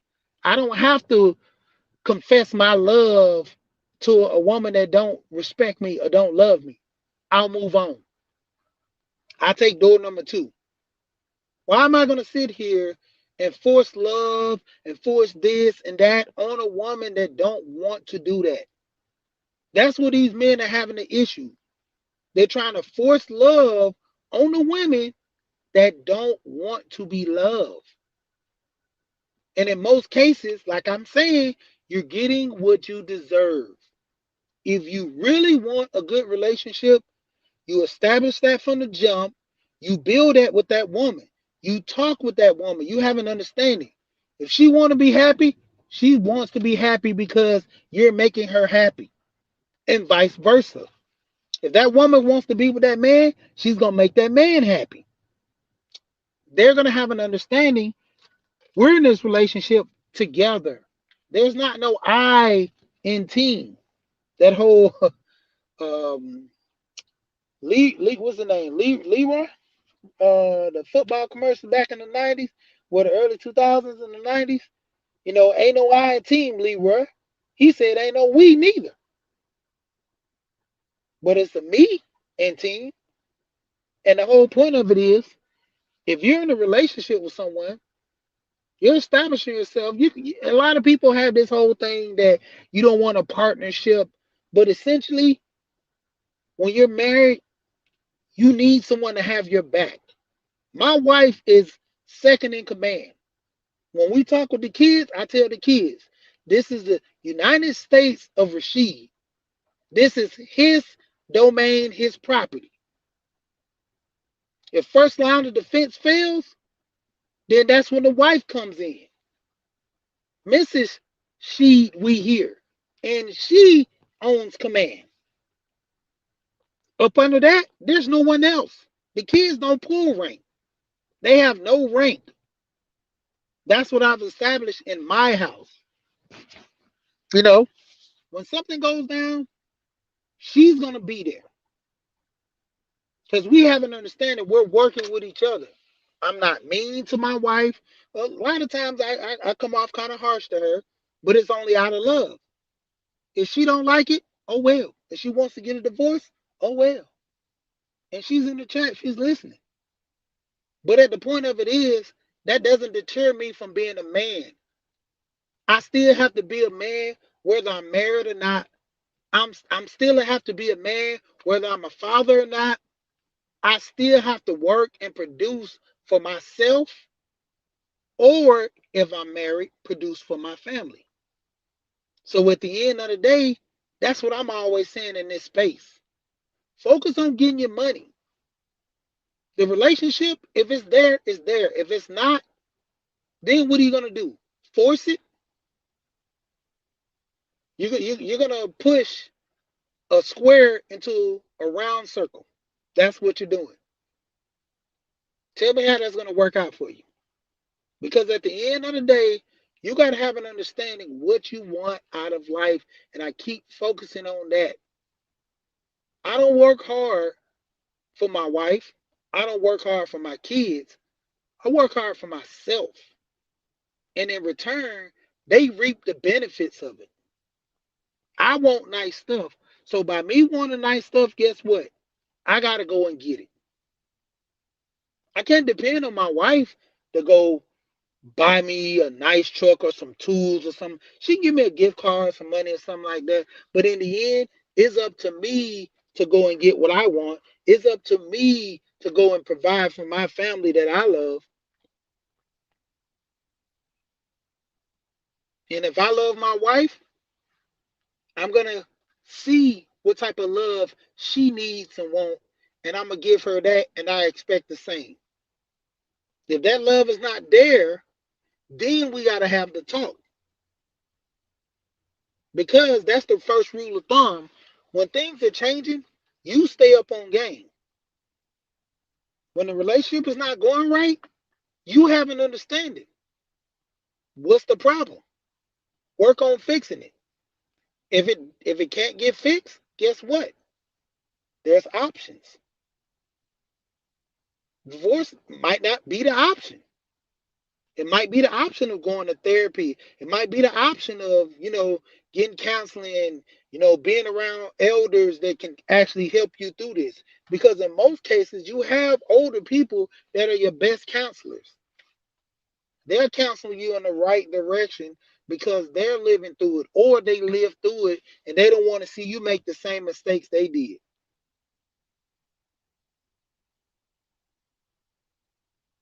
My grandma and my granddad got a divorce, but it was nothing for them to say, don't make the same mistake. They never came at me like that because they're only wishing and hoping for the best, and with the intent of getting that, you got to understand what you want. And I keep going back to it. Knowledge of self. What do you want? Forget everybody else. At the end of the day, what do you focus on? If you want to get married, what are the keys to being married? Ask that woman. What do you want in a marriage? How do you want to live your life while you're married? Don't just propose and say it's going to work itself out. As Thought said, women, go ahead and marry that man and hope he change and get love because he got money. Money is the key. Kevin Samuels and BGS, they're preaching wrong. How they're preaching wrong when they're telling guys, don't eat the apple. They're not giving it. The women are not being caught up by the witch to where they're giving them the apple. No, the men, they're taking the apple and giving it to the men. Essentially, the story has changed. The men have been stacked into this whole thing. Now, have an understanding, once again, what do you want out of this relationship, friendship, marriage?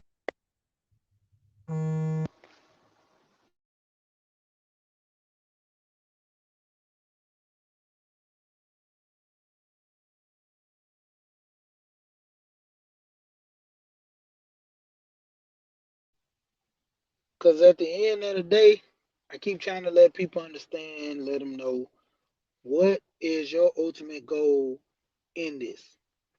What are you trying to get out of this relationship? What are you trying to do? Like, what is your whole thought?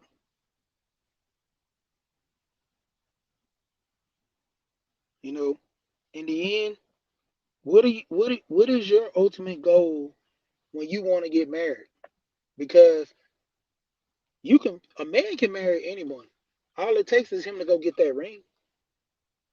That's why you think a lot of women are forcing themselves on this whole thing of trying to get guys get married. You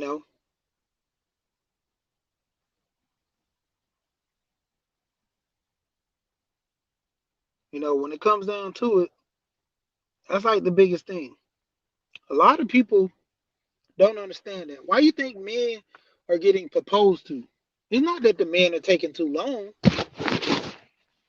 You know, they need someone to take care of them.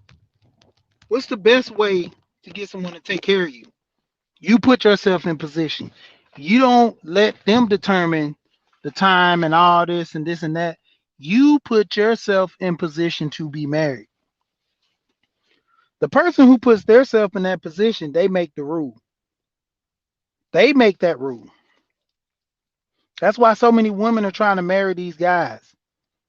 They tired or the relationship or this and that, and saying that they getting a bad deal. So in return, they say, "Well, I'm gonna go ahead and marry this guy.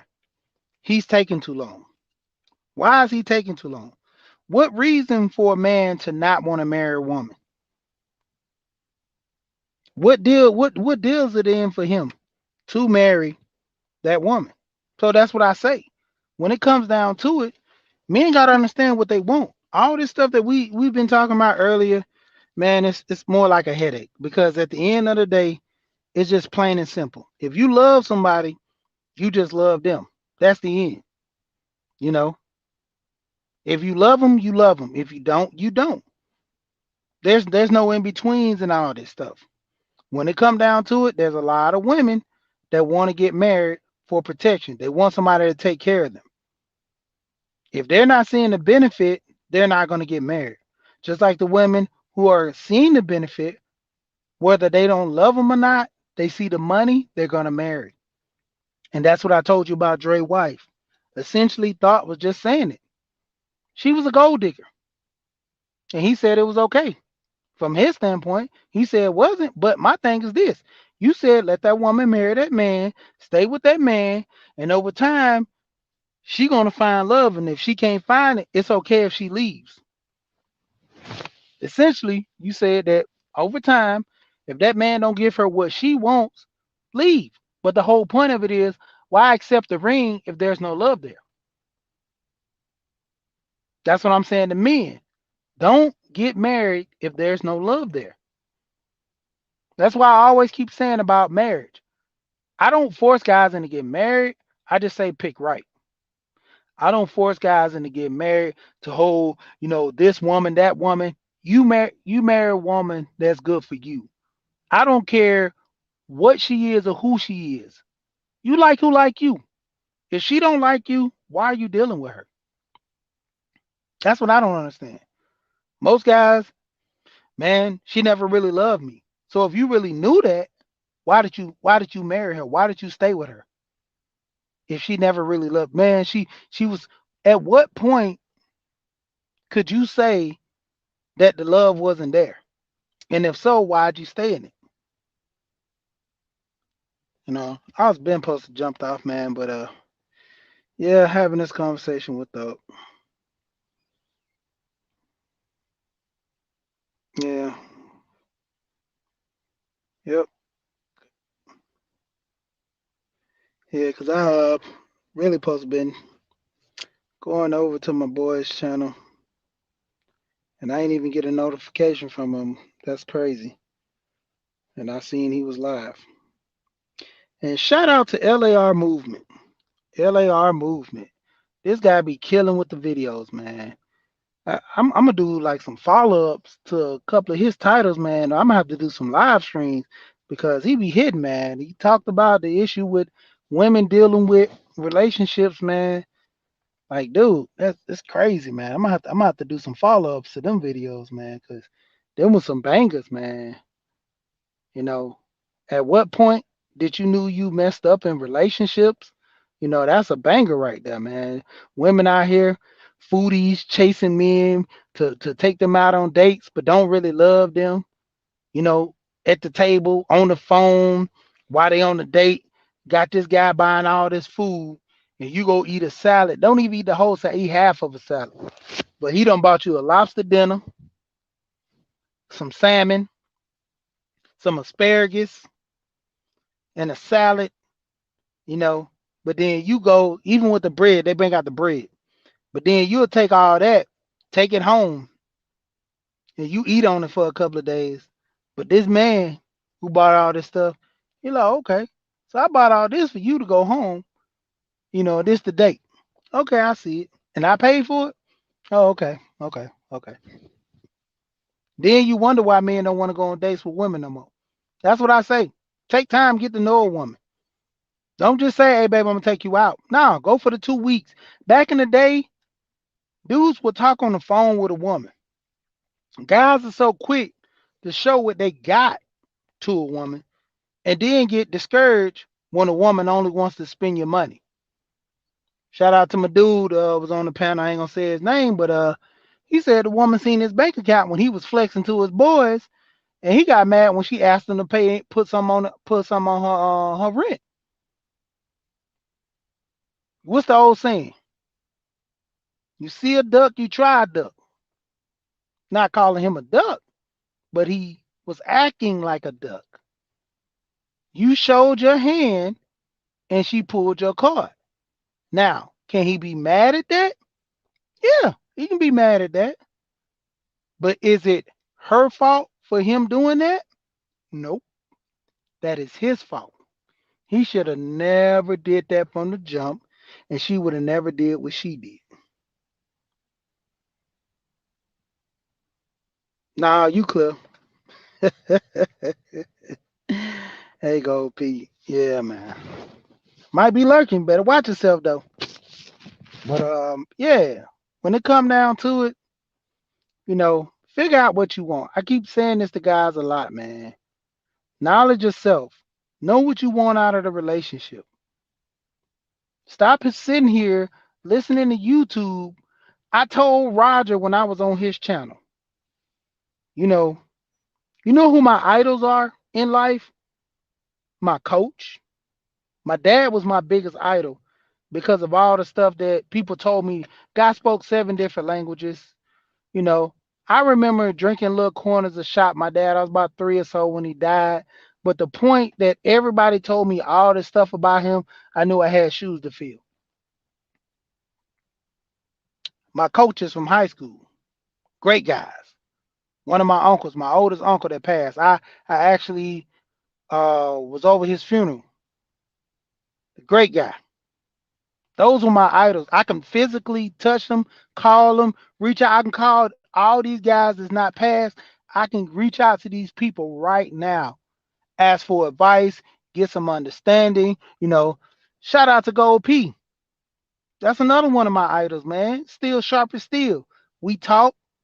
We have this understanding, the communication. Not being the young bull, but being the mid-range bull, but at the same time having a conversation. You know, Steel sharpen steel. You can't sharpen steel with wood. Steel sharpens steel. So, like I said, have an understanding, man, what you want. You know, get to get to that degree first. Once you get there, then you know that hey, next step follows. All these guys on here, man, like Idol, Jordan, he was a good guy. I looked up to him because he balled. He was a good achiever, but that wasn't my idol. Only thing I could see from what he showed. Never knew nothing personal about his life unless I read it. So in the end, he was just like the average guy walking down the street I meet. If I say hey to him, I say hey and continue living my life. This guy, man, oh, Robert F. Smith is a millionaire. Hey, Robert F. Smith, how you doing? I continue living my life. Now, if I have a relationship with this guy where I can talk with him, deal with him, then that comes to be my idol because they can pour knowledge into me. That's how I look at it. From other people, I don't know. That's how you do things different, but that's how I look at it. So in the end, man, like I'm saying, have an understanding what you want. Have an understanding what you're gonna do in the relationship when it comes to family, when it comes to friends. And another thing I'm gonna hit on this when it comes to friends. You get the friend zone, you get this, you get that. Friends, sometimes they want you to be a little PC to where you don't be so harsh or don't tell the truth all the time. I'm gonna say this. If it takes you not being my friend for me looking out for you, then so be it. I don't care. Man, they'll never talk to you again if you say this or do this, then so be it. That's how it is. That's how I look at it. Because if you don't understand that I'm trying to help you, then hurt you, then you truly don't know me and we truly don't have a relationship. So, bittersweet. You're not going to like it, but at the same time, you got to take it. Some people do the hurt now. You got to have an understanding who you're really talking to as a friend. And they give you advice, seek counsel from other people. Make sure that you're not doing the wrong by, listening or having an outside looking in to say, maybe if I'm tripping or not. Post this video of this guy. Guy was saying that, two young cats got into it. He had to tell one of the guys, hey man, he apologized. What more do you want from him? Now you're trying to belittle the person, make them feel less than. Because why? Folks get in their feelings. But yeah, man, I'm gonna go ahead and jump off, man. I've been on for a long time, man. I think I'm gonna go over here to Real Deal Finance, man. I gotta give me some tips, man. Look at my stocks and stuff and see what I need to invest into. But like I said, man, shout out to everybody that came in. You know, have an understanding what you getting into in these relationships, man. Are you dealing with friends, boyfriend, girlfriend, or marriage? And if you do, you gotta understand where do you stand in all that? Because you can be a good friend, the other person are just there temporary and is not. You can be a good boyfriend or girlfriend, and the other person is probably just trying to get by or see what they can get from you. You can be a good husband or a wife, and that other person is just sitting there saying, whatever is whatever. I'm going to take everything I can get from them. I just know I got to put in some time to where I can get some money, you know. So in the end, it is what it is, you know. Have an understanding what you want out of life and go get it. And to all the people, like I said, man and woman over here, if I'm gonna tell a woman she wrong, I'm gonna tell a man he wrong. I push guys' cards all the time in this space, and I ask them questions when they start coming with, man, all these women ain't wrong. If all the women are wrong, you need to check yourself. I keep telling people by your environment. Most women they say they big and they can't get a man. Hey, I hear a lot of women in the South talking about they don't have no problems. So maybe you need to get up and move down south. I hear people talking about, man, ugly this, ugly that. Maybe you need to go somewhere where ugly people are appreciated. You know, I keep hearing big dudes this and big dudes. Hey, there's some places that like big guys. They look them as teddy bears. So in the end, like I keep saying, knowledge yourself, know what you want, go out there and get it. You know, I've seen a lot of men and a lot of women in this space talk about the opposite sex. Yeah, you hurt. Get over it. If you don't want to play the game no more, go home. Get your ball and go home. But if you're going to play the game, go out here and seek the knowledge to win. A lot of people don't understand the rules of engagement. People love moving the goalposts. It's all about what you're trying to do. It's all about what you're trying to do. People love moving the goalposts, man. It's all about what you're trying to do. In the end, like I said, man, knowledge yourself, know what you want. That's why I say I'm trying to be more focused on money, man. I'm trying to get focused. I had like go back and look at my last stream where I talked about unenrolls. I talked about buying a house, you know, looking at your credit score, figuring out what do you qualify for. They have down payment assistance for people. You're paying rent into a house, just know, let's say the rent is $1,200. That same house, or maybe versus a different house, but most likely the same house would be worth $900 if you're buying. Let's say the roof messed up. Oh, that's what insurance is for. Let's say the AC or the refrigerator, whatever goes out. That's what a home warranty is for. Home warranty also can cover your roof as well.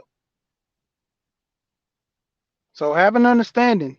People who say don't buy houses and stuff like that, well, why most of the rich people buying houses and buying a lot of them?